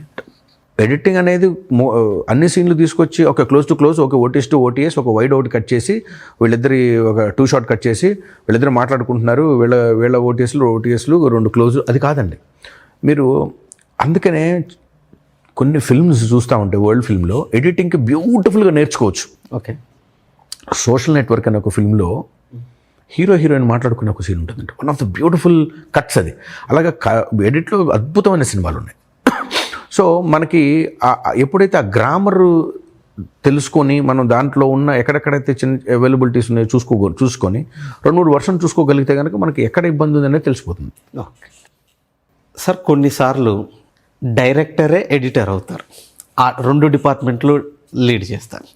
So ఇలాంటి సందర్భాల్లో ప్లస్ ఏంటి, మైనస్ ఏంటి? Why is the editor or editing is a separate department ఎందుకు అంటున్నామంటే, ఇప్పుడు మన పిల్లలకి మనమే చదువు చెప్పొచ్చు ఇంట్లోనే, ఎందుకు స్కూల్కి పంపిస్తాం? ఓకే, వాళ్ళు దాంట్లో స్పెషల్ మాస్టర్స్ చేసిన వాళ్ళు మన పిల్లలు కాబట్టి మనకు అతి ముద్దు లేకుండా కొంచెం గట్టిగా మాట్లాడి పిల్లల్ని చదివించడానికి టీచర్స్ ఉన్నారు. ఎడిటింగ్ కూడా అంతే అండి. ఎప్పుడైతే ఒక్కోసారి అది ప్లస్ ఉంటుంది, మైనస్ ఉంటుంది. ఓకే, ఎప్పుడైతే తన మనసులో ఉన్న భావాన్ని తను అనుకుంటున్న దాన్ని ఎడిటర్ పట్టుకోలేకపోతాడో అప్పుడు director is the best editor for any film. నా సినిమాని ఇప్పుడు నాకన్నా ఎవరు బాగా అర్థం చేసుకోగలుగుతారు? When you know the editing. ఇప్పుడు ఈ చొక్కా చాలా ఇష్టం అండి. అలా అని చెప్పి నాకు ఎలా చొక్కా కావాలో నాకు ఇష్టం కాబట్టి నాకు టైలరింగ్ తెలియకుండా కట్ చేసుకోలేను నేను. టైలర్కి తెలియాలి. ఒక్కోసారి టైలర్స్ బాగా సీనియర్ అయినంత మాత్రం నాకు పర్ఫెక్ట్ టైలర్ షర్ట్ కుట్టాలని లేదు, ఎక్కడొచ్చినా లూజ్ అవ్వచ్చు. సో మీ అడిగిన ప్రశ్నకు ఒక డైరెక్టర్ ఎడిటర్ అయితే వచ్చే లాభ నష్టాలు ఏంటంటే, తను అనుకున్నది ఎగ్జాక్ట్గా ఎడిటింగ్ తెలిసి అనుకున్నది ఎగ్జాక్ట్గా చాలా సిన్సియర్గా ఉండగలిగి గనక కట్ చేసుకోగలిగితే గొప్ప విషయమే. కాకపోతే ఫిల్మ్ 24 క్రాఫ్ట్స్లో అత్యంత స్వార్థపరుడు డైరెక్టర్. ఎందుకంటే అది అతని సినిమా అనే భావన వేరే ఏ డిపార్ట్మెంట్కి ఉండదు, ఒక్క డైరెక్టర్కే ఉంటుంది. నా సినిమా అనే ఒక డైరెక్టర్ కూడా అంటాడు.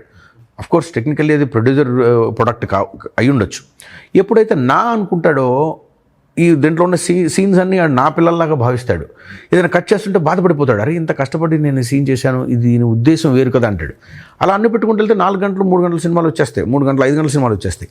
వై ఎడిటర్ అంటే ఒక అదే మీకు ఇందాక చెప్పినట్టుగా ఒక స్కూల్ టీచర్ లాగా, నువ్వు ఇది చదవాలి, నువ్వు ఇది చదవక్కర్లేదు, నువ్వు ఇలా చేస్తే ఇలా అయిపోతావు. అలాగా మనకి ఒక బయట నుంచి ఒక ఎక్స్టర్నల్ ఫోర్స్గా నిలబడి వాళ్ళ అనుభవాన్ని మనకి ఉపయోగించి మనం ఎక్కడైనా తప్పులు చేస్తుంటే సరిదిద్దుతా ఉపయోగపడటానికి చాలా ఉపయోగపడుతుంది.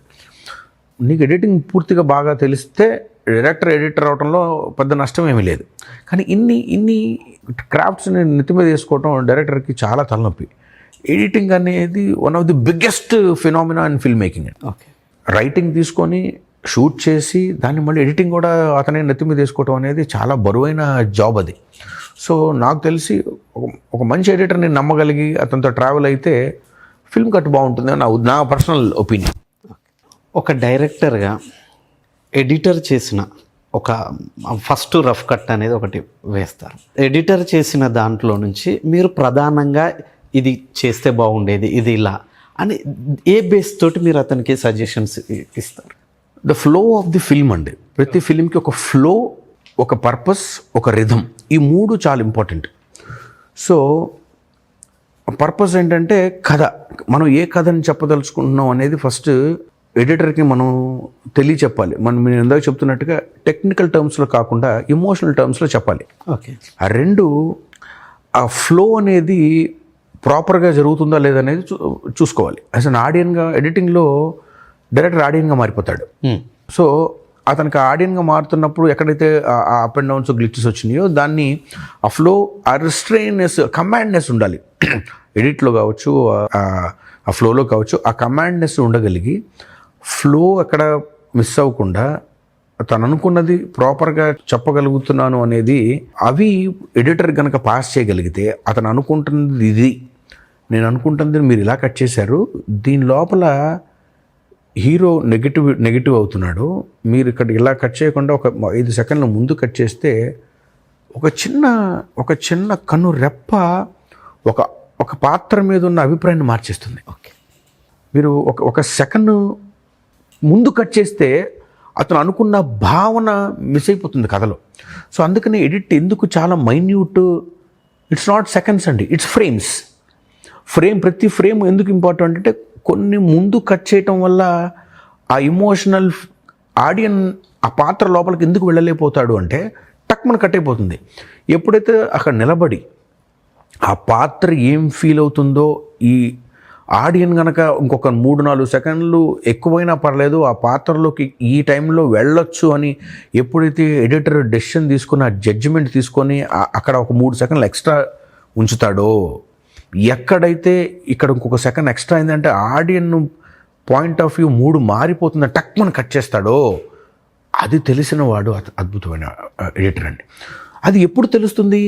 అతను అనుభవించాలి, అతను ఆ పాత్ర లోపలికి వెళ్ళిపోవాలి, అతను ఆడిన సీన్. మనకి మీరు ఇందా అడిగిన ప్రశ్నలో ఆ ఫారిన్లో ఉండే వెస్ట్రన్ ఫిల్మ్స్కి మనకి ఉన్న డిఫరెన్స్ నేను కనిపెట్టింది వెన్ ఇట్ కమ్స్ టు మీరు ఎడిటింగ్ గురించి అడుగుతున్నారు చెప్తున్నా. Foreign films editing character point of వ్యూలో ఎడిట్ చేస్తారు.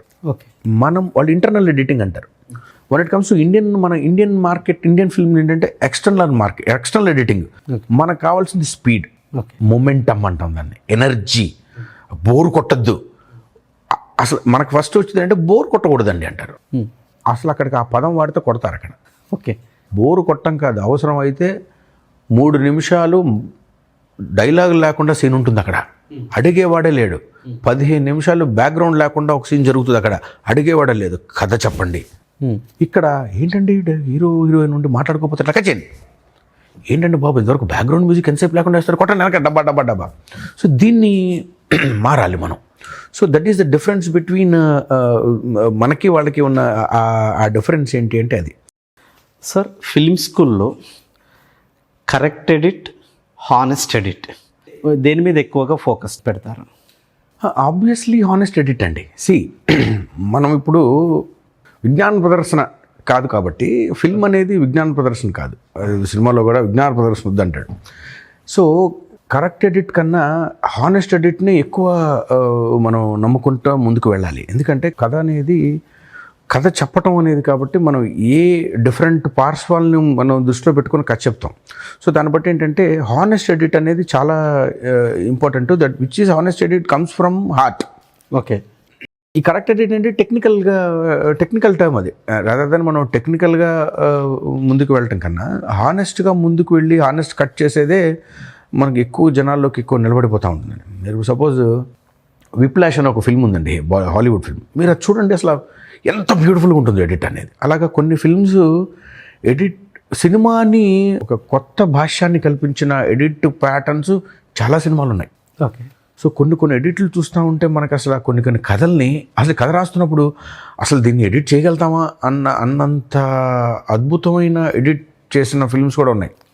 మీరు ఫర్ ఎగ్జాంపుల్ మీకు everything everywhere all at once అని ఒక ఫిల్మ్ అవుతుందండి. మీరు అసలు అది కథ చెప్తూనే అర్థం కాదు. ఓకే, అసలు దాన్ని ఎడిట్ ఎలా చేస్తాడో అనేది పెద్ద ఇది, కానీ అది ఆస్కార్ కొట్టేసింది అది. ఓకే, సో అలాగా కొన్ని హానెస్ట్ ఎడిట్ ఎప్పుడైతే హానెస్ట్ ఎడిట్ ఆడియన్స్ మనసుల్లోకి వెళ్ళిపోతుంది, కరెక్ట్ ఎడిట్ బ్రెయిన్లోకి వెళ్తుంది. సో మీరు డెసిషన్ తీసుకోండి. మీరు ఎప్పుడైనా మనకి కరెక్ట్ ఎడిట్ కావాలా, హానెస్ట్ ఎడిట్ కావాలా? ఆబ్వియస్లీ హానెస్ట్ ఎడిట్ కావాలి. ఎందుకంటే ఇప్పుడు సపోజ్ ఆడియన్స్కి కరెక్ట్ ఎడిట్ తెలియదండి. They don't know what is editing. మీరు 2 ఇటో క్లోజ్ వేసి మీరు మళ్ళీ ఇటో ఓటేసేస్తే వాడు అడగడు, ఎందుకు వేసావు ఇక్కడ అని అడగడు. వాడు జంప్ అయితేనే వాడికి ప్రాబ్లం. మానసికంగా అతను ఎక్కడ డిస్కనెక్ట్ అయితేనే అతను ఇబ్బంది పడతాడు. కానీ కరెక్ట్ ఎడిట్ని ఎప్పుడు అడగడు ఆడియన్ ఎప్పుడు అడుగుతాడు, హానెస్ట్ ఎడిట్ని అడుగుతాడు. So we just have to concentrate on honest edit. Honest edit comes from heart, comes from the story, drive with the character. So we just have to keep everything in the consider చేస్తానే ముందుకు వెళ్తేనే honest ఎడిట్ని మనం ఫ్రూట్ఫుల్గా బయటకు తీసుకురాగలుగుతాం. ఈ రోజుల్లో అంటే ఇప్పుడు సినిమాలు మొత్తం ట్రెండ్ పాన్ ఇండియా ఇది ఉన్నాయి. అయితే ఎడిటింగ్ దాంట్లో అవసరమైన ఎడిటింగ్ స్కిల్ సెట్ ఏంటిది అని అనుకుంటున్నారు? ఎడిటర్కి కావాల్సిన స్కిల్ సెట్ అంటున్నారా? లేదా దాని టెక్నికల్ బ్రిలియన్స్ అండి. టెక్నికల్గా ఒక టూల్ మీద అతనికి ఎంత పట్టు ఉండేది అది పక్కన పెడితే ఇంకా కొన్ని కావాల్సింది అంటే ఫస్ట్ కథ మీద పట్టు ఉండాలి. ఓకే, కథ మీద పట్టు ఉండి ఆ కథ గోల్ని తెలుసుకోగలగాలి. ఈ కథలో సీన్ గోల్ని తెలుసుకోగలగాలి. ఫస్ట్ అది తెలుసుకోవాలి. ఒక ఎడిటర్గా ఇప్పుడు రాబోయే కుర్రాళ్ళు ఏదైనా ఎడిటర్ అవుదాం అనుకునే వాళ్ళు టూల్ని నేర్చుకోవడం కన్నా ముందలే ఒక కథను అర్థం చేసుకోవడం నేర్చుకోవాలి, ఒక కథని రాసుకోవడం నేర్చుకోవాలి, ఒక కథని వాళ్ళే ఎడిట్ చేసుకోవడం నేర్చుకోగలిగితే అప్పుడు ఎడిటింగ్ అనేది పూర్తిగా అర్థమైపోతుంది. సో ఫస్ట్ కథని awareness of the story first పూర్తిగా నీకు ఆ కథలోని పాత్రలు తాలూకు అనుభవాలు ఫస్ట్ ఎడిటర్ తెలుసుకోవాల్సిందంటే ఒక షార్ట్ ఫిల్మ్ చేసినా, ఒక ఫిల్మ్ చేసినా, ఒక వెబ్ సిరీస్ చేసినా ముందు అతను పూర్తిగా తెలుసుకోవాల్సిందే కథ. ఓకే, ఈ కథ ద్వారా ఇప్పుడు ఒక్కొక్క కథ ఒక్కొక్కరికి ఒకలాగా అర్థమవుతుంది. డైరెక్టర్ ఏమనుకుంటున్నాడు అదే రెండోది. డైరెక్టర్ పాయింట్ ఆఫ్ వ్యూ అంటే కొలాబరేట్ అవ్వగలగాలి. ఓకే. ఎలా కొలాబరేట్ అవ్వాలి? ఇప్పుడు నేను ఒక కథని నేను ఒక రకంగా చెప్పాలనుకుంటున్నాను యాజ్ ఎ డైరెక్టర్. మీరు తీసుకోవాల్సిన అంశాలు ఏంటి? మీరు మిమ్మల్ని పక్కన పెడితే మీరు ఇంకో రెండో అంశం ఏంటి? డైరెక్టర్ ఎలా చెప్పదలుచుకుంటున్నాడు? ఓహో, నేను ఇలా అనుకుంటున్నాను, డైరెక్టర్ ఇట్లా అనుకుంటున్నాడు. ఎందుకు అనుకుంటున్నాడు డైరెక్టర్ ఇట్లాగానే ఆలోచించగలగాలి. అంటే ఈగోకు పోకుండా అరే ఇది బాగుంది కదా, ఎందుకు చేయవు అనే దానికన్నా ఎందుకు అతని మైండ్లో ఏముంది అనేది నిస్వార్థంగా తెలుసుకోగలగాలి. అంటే ఒక ఒక పోటీ వెళ్ళకూడదు. ఓకే. అతని పర్స్పెక్టివ్ వేరు. ఎందుకంటే అతను మూల కథ, మొదటి సీను, ఎండేది వేరు. అతను మొత్తం తిరుగుతూ ఉంటుంది కాబట్టి అతను ఒక మైండ్లో ఉంటాడు. సో ముందు అది ఆ కొలాబరేట్ మైండ్ సెట్ ఉండిన తర్వాత రెండు ఎడిటర్కి వచ్చే ఛాలెంజ్ ఏంటంటే ప్రాక్టికల్ ఆన్ సెట్ ఛాలెంజ్ ఉంటుంది. రైటరు ఒకటి రాస్తాడు, యాక్టరు ఇంకోటి చేస్తాడు. తక్కువ చేస్తాడు, ఒక్కోసారి ఎక్కువ చేస్తాడు. దీని ఎడిటర్ బ్యాలెన్స్ చేయగలగాలి according to the directors thought.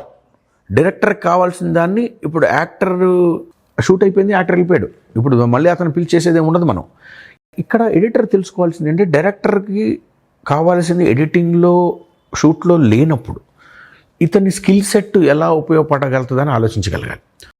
మూడోది ఒక రిథమ్ మెయింటైన్ చేస్తుందా లేదా, ఎక్కడైతే మనం ఎక్కడైనా కట్ చేస్తున్నామా, ఏదో సౌలభ్యం కోసం ఒక్కోసారి షార్ట్ లేదని చెప్పి మనము రిథమ్ బ్రేక్ చేస్తాం, వేరే షార్ట్ వేసేస్తాం. లేదు వీడు ఫేస్ ఏదో బాగాలేదు, ఈ యాక్టర్ హెయిర్ బాగాలేదు కాబట్టి మన ఆపోజిట్లో ఉన్న వాళ్ళదో పక్కన వాళ్ళదో వేస్తాం. ఎప్పుడైతే ఇలాగా కాంప్రమైజ్ అవుతూ ఉంటామో దానివల్ల అనుకున్న సీన్ అనుకున్నట్టుగా చెప్పలేకపోవడం అనేది జరుగుతుంది. సో డైరెక్టర్ అనేవాడు ఫ్లెక్సిబుల్గా ఎంత ఉండాలో స్ట్రాంగ్గా కూడా అంతే ఉండాలి. ఫైట్ చేయగలగాలి. లేదు మనం ఇక్కడ తప్పు వెళ్తున్నాము, మనం ఇది మీరు ఇక్కడ ఇట్లా వెళ్తే బాగుంటుంది. ఇందాక మనం అనుకున్నట్టుగా ఒక స్నేహితుడిలాగా ఎలా అయితే భుజం మీద ఇప్పుడు మన స్నేహితుడు మనల్ని ఏంట్రా పిచ్చి పట్టిందా నీకు అనేది ఒక మాట అడగలుగుతాడు. లేదా నువ్వు ఆగురా బాబు నేను ఓకే. ఆ రెండు తెలుసుకోగలగాలి, ఆ రెండింటికి తేడా తెలుసుకోగలగాలి. మనం యుద్ధం చేస్తున్నామా కలిసి వెళ్తున్నామా అనేది తెలుసుకోగలగాలి. రెండు ఆ రిథము, ఆ కథ మీద పట్టు, వాళ్ళతో పాటు మింగిలై చేయగలిగేది, ఈ మూడు గనక కొత్త ఎడిటర్ కనుక మూడింటిని బ్రెయిన్లో పెట్టుకోగలిగితే చాలా సాఫీగా ఒక ప్రాజెక్ట్ని ఎడిట్ చేయగలుగుతాడు అతను. సో నా ఉద్దేశంలో ఆ మూడు చాలా ఇంపార్టెంట్. కొంతమంది అంటే ఇప్పుడు మీరు చూసారు డిఎఫ్టి లండన్లో చేసినట్టు ఫిల్మ్స్ స్కూల్కి వెళ్ళి ఎడిటింగ్ నేర్చుకొని వచ్చే వాళ్ళు ఉన్నారు, కొంతమంది ప్రాక్టికల్గా నేర్చుకొని వచ్చే వాళ్ళు ఉన్నారు. సో ఈ ప్రాక్టికల్గా నేర్చుకొని వచ్చేవాళ్ళు వాళ్ళ ఎడిటింగ్లో నెంబర్ 1 బెస్ట్ అని అనిపించుకోవడానికి ఎలా వాళ్ళు వర్క్ చేయాలి? ఫిల్మ్ స్కూల్ బ్యాక్గ్రౌండ్ లేకుండా ఎడిటింగ్లో మనం బెస్ట్ ఎలా అవ్వాలి? ఏదైనా ప్రాక్టీస్ అండి, బాగా ప్రాక్టీస్ చేయాలి. సో ప్రాక్టీస్ చేయటం అంటే వేరే వాళ్ళ ప్రాజెక్ట్స్ మీద తీసుకొచ్చి వాటి మీద ఎక్స్పెరిమెంట్లు చేయమని నా ఉద్దేశం కాదు. ఏదైనా సరే మంచి ఎడిటర్ అవ్వాలంటే ఇంతకుముందు ఎడిట్ చూడాలి. ఇప్పుడు సపోజ్ మనం ఒక ఎగ్జామ్ రాస్తున్నప్పుడు ఇదివరకు క్వశ్చన్ బ్యాంక్ అని క్వశ్చన్ పేపర్స్ అని ఉండేవి. పాతకాలం ఇంతకుముందు ఎగ్జామ్స్లో ఏమొచ్చినాయో చూసుకొని మనం ప్రిపేర్ రాస్తూ ఉంటాం. ఈ కొత్త ఎవరైతే మంచి ఎడిట్ అవ్వాలనుకున్న వాళ్ళు చేయాల్సింది ఏంటి అంటే థియరిటికల్గా వాళ్ళకి నాలెడ్జ్ ఉన్నా లేకపోయినా ఉంటే చాలా మంచిది. ఎందుకంటే ఈ రోజుల్లో టెర్మినాలజీ చాలా ఇంపార్టెంట్. ఒక డైరెక్టర్తో మాట్లాడుతున్నాం, ఎందుకంటే మనం పాన్ ఇండియా అయిపోయింది కాబట్టి ఒక ఎడిటరు కెమెరామెన్ తమిళనాడు ఉంటాడు, ఇంకోటి ఎవడో నార్త్ ఇండియా వాడు ఉంటాడు. సో ఈ థియరిటికల్ నాలెడ్జ్ ఉండటం వల్ల ఏమిటంటే వాళ్ళతో ఈ టెర్మినాలజీ మాట్లాడగలుగుతారు. ఈ కట్టండి ఇలా ఉంటుంది ఇలా ఉంటుంది మాట్లాడగలుగుతారు. అది లేకుండా ప్రతి ఒక్కళ్ళు లక్షలు ఖర్చు పెట్టి మనం కోర్స్ చేయలేరు. ఒక చిన్న ఇన్స్టిట్యూట్కి వెళ్ళి ఎడిటింగ్ నేర్చుకుంటారు, దాని లోపల వెళ్ళాలంటే ద బెస్ట్ వే ఏంటంటే to watch the best editing films అండి. మంచి ఫిల్మ్స్ని పదే చూడాలి. ఎందుకు ఇక్కడ కట్ చేశాడు అనేది రాసుకోగలగాలి. ఇంకా తెలివైనోడు అయితే ఏం చేస్తాడంటే ఇక్కడ కాకుండా ఇక్కడ కట్ చేస్తే ఎలా ఉంటుంది అని ఆలోచించగలగాలి. ఏదో ఒక సినిమాని తీసుకొని లేదా ఒక షార్ట్ ఫిల్మ్ తీసుకొని ఒక సీన్ తీసుకొని నేనైతే ఎలా కట్ చేస్తాను అనే ఒక చిన్న డిఫరెన్స్తో కట్ చేయొచ్చు. ఇప్పుడు తెలుగు సినిమాలో కావచ్చు, ఇంగ్లీష్ ఫిల్మ్లో కావచ్చు, ఒక సీన్ తీసేసుకొని ఇతను కొత్తగా చెప్పదలుచుకున్నది ఎలా అయినా ట్రై చేయొచ్చు.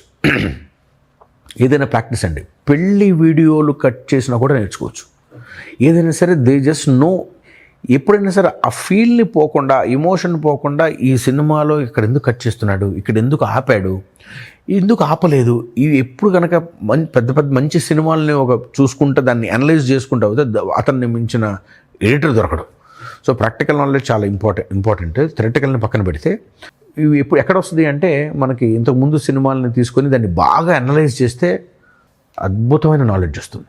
ఓకే, అంటే ఇన్స్టిట్యూట్ నుంచి కాకుండా సొంతంగా వస్తే సెల్ఫ్ లెర్నింగ్ అనేది ఎక్కువగా ఆధారపడి ఉండాలి. అవునండి. ఈవెన్ దో ఇన్స్టిట్యూట్ నుంచి వచ్చినా కూడా అది ఓన్లీ థియరిటికల్ నాలెడ్జ్ ఉంటుంది, వాళ్ళకి టెర్మినల్ నాలెడ్జ్ అన్నీ ఉంటుంది. But at the end of the వాళ్ళకు కూడా ప్రాక్టికల్ నాలెడ్జ్ కావాల్సిందే. అవును, ఎవరికైనా ప్రాక్టికల్ నాలెడ్జ్ అనేది editing is the practical work అండి. కంపల్సరీ ప్రాక్టికల్ నాలెడ్జ్ కావాలి. ఓకే. సో కాబట్టి వాళ్ళకి వీళ్ళకి ఉన్న తేడా ఏంటి అంటే, వాళ్ళని స్కూల్ నాలెడ్జ్ లేకుండా ఒక ఫిల్మ్ స్కూల్కి వెళ్ళి నాలెడ్జ్ లేకుండా మనం వాళ్ళతో పోటీ పడాలి అంటే వాళ్ళకన్నా ఎక్కువ ప్రాక్టీస్ చేయాలి. ఓకే. సో అక్కడ లేని అంశాలను నేర్చుకోవాలి. మీరు మన కొన్ని ఫిల్మ్స్ ఎడిటింగ్లో చాలా అద్భుతమైన సినిమాలు మనకున్నాయి. ఇప్పుడు బాన్ సిరీస్ ఉంది. ఆ ఎడిట్ చూస్తూ ఉంటే మనం కూర్చోలేము ఇట్లాగా. ఆ ఎడిట్స్ బాన్ సిరీస్ ఎడిట్ చూస్తూ ఉంటే మనం గాల్లో తెలిపోతూ ఉంటాం, మనం పరిగెట్టిపోతూ ఉంటాం, మనం ఇక్కడే ఉంటాం, మన మనసు పరిగెడుతూ స్పీడ్ ఆ స్పీడ్లో ఉంటుంది. అలాగే కొన్ని ఫిల్మ్స్, ఇప్పుడు మ్యాడ్ మ్యాక్స్ ఫ్యూరీ చూస్తూ ఉంటే మనం గుండె వచ్చి బ్రెయిన్లోకి వస్తుంది. సో అలాంటి ఫిల్మ్స్, మాటలు తక్కువగా ఉన్న ఫిల్మ్ని ఎలా కన్వే చేయాలి, కొన్ని ఎక్కువ మాటలు ఉంటాయి. ఓకే, అది కూడా ఛాలెంజే. సో ఈ ప్యాటర్న్స్ కథని ఎలా చెప్తున్నారు అనేది కనుక, ఇప్పుడు డన్కిర్క్ ఉంది, అది ఒక యుద్ధాన్ని బ్యాక్డ్రాప్ చేసింది, కానీ one of the beautiful wonderful piece of art అది. ఇలాగ కొన్ని ఫిల్మ్స్, ద బెస్ట్ ఫిల్మ్స్ని తీసుకుని దాన్ని బాగా అనలైజ్ చేస్తూ ఉంటే మనకి ఎవరికి తీసిపోని అద్భుతమైన నాలెడ్జ్ ఎడిటింగ్లో వస్తుంది.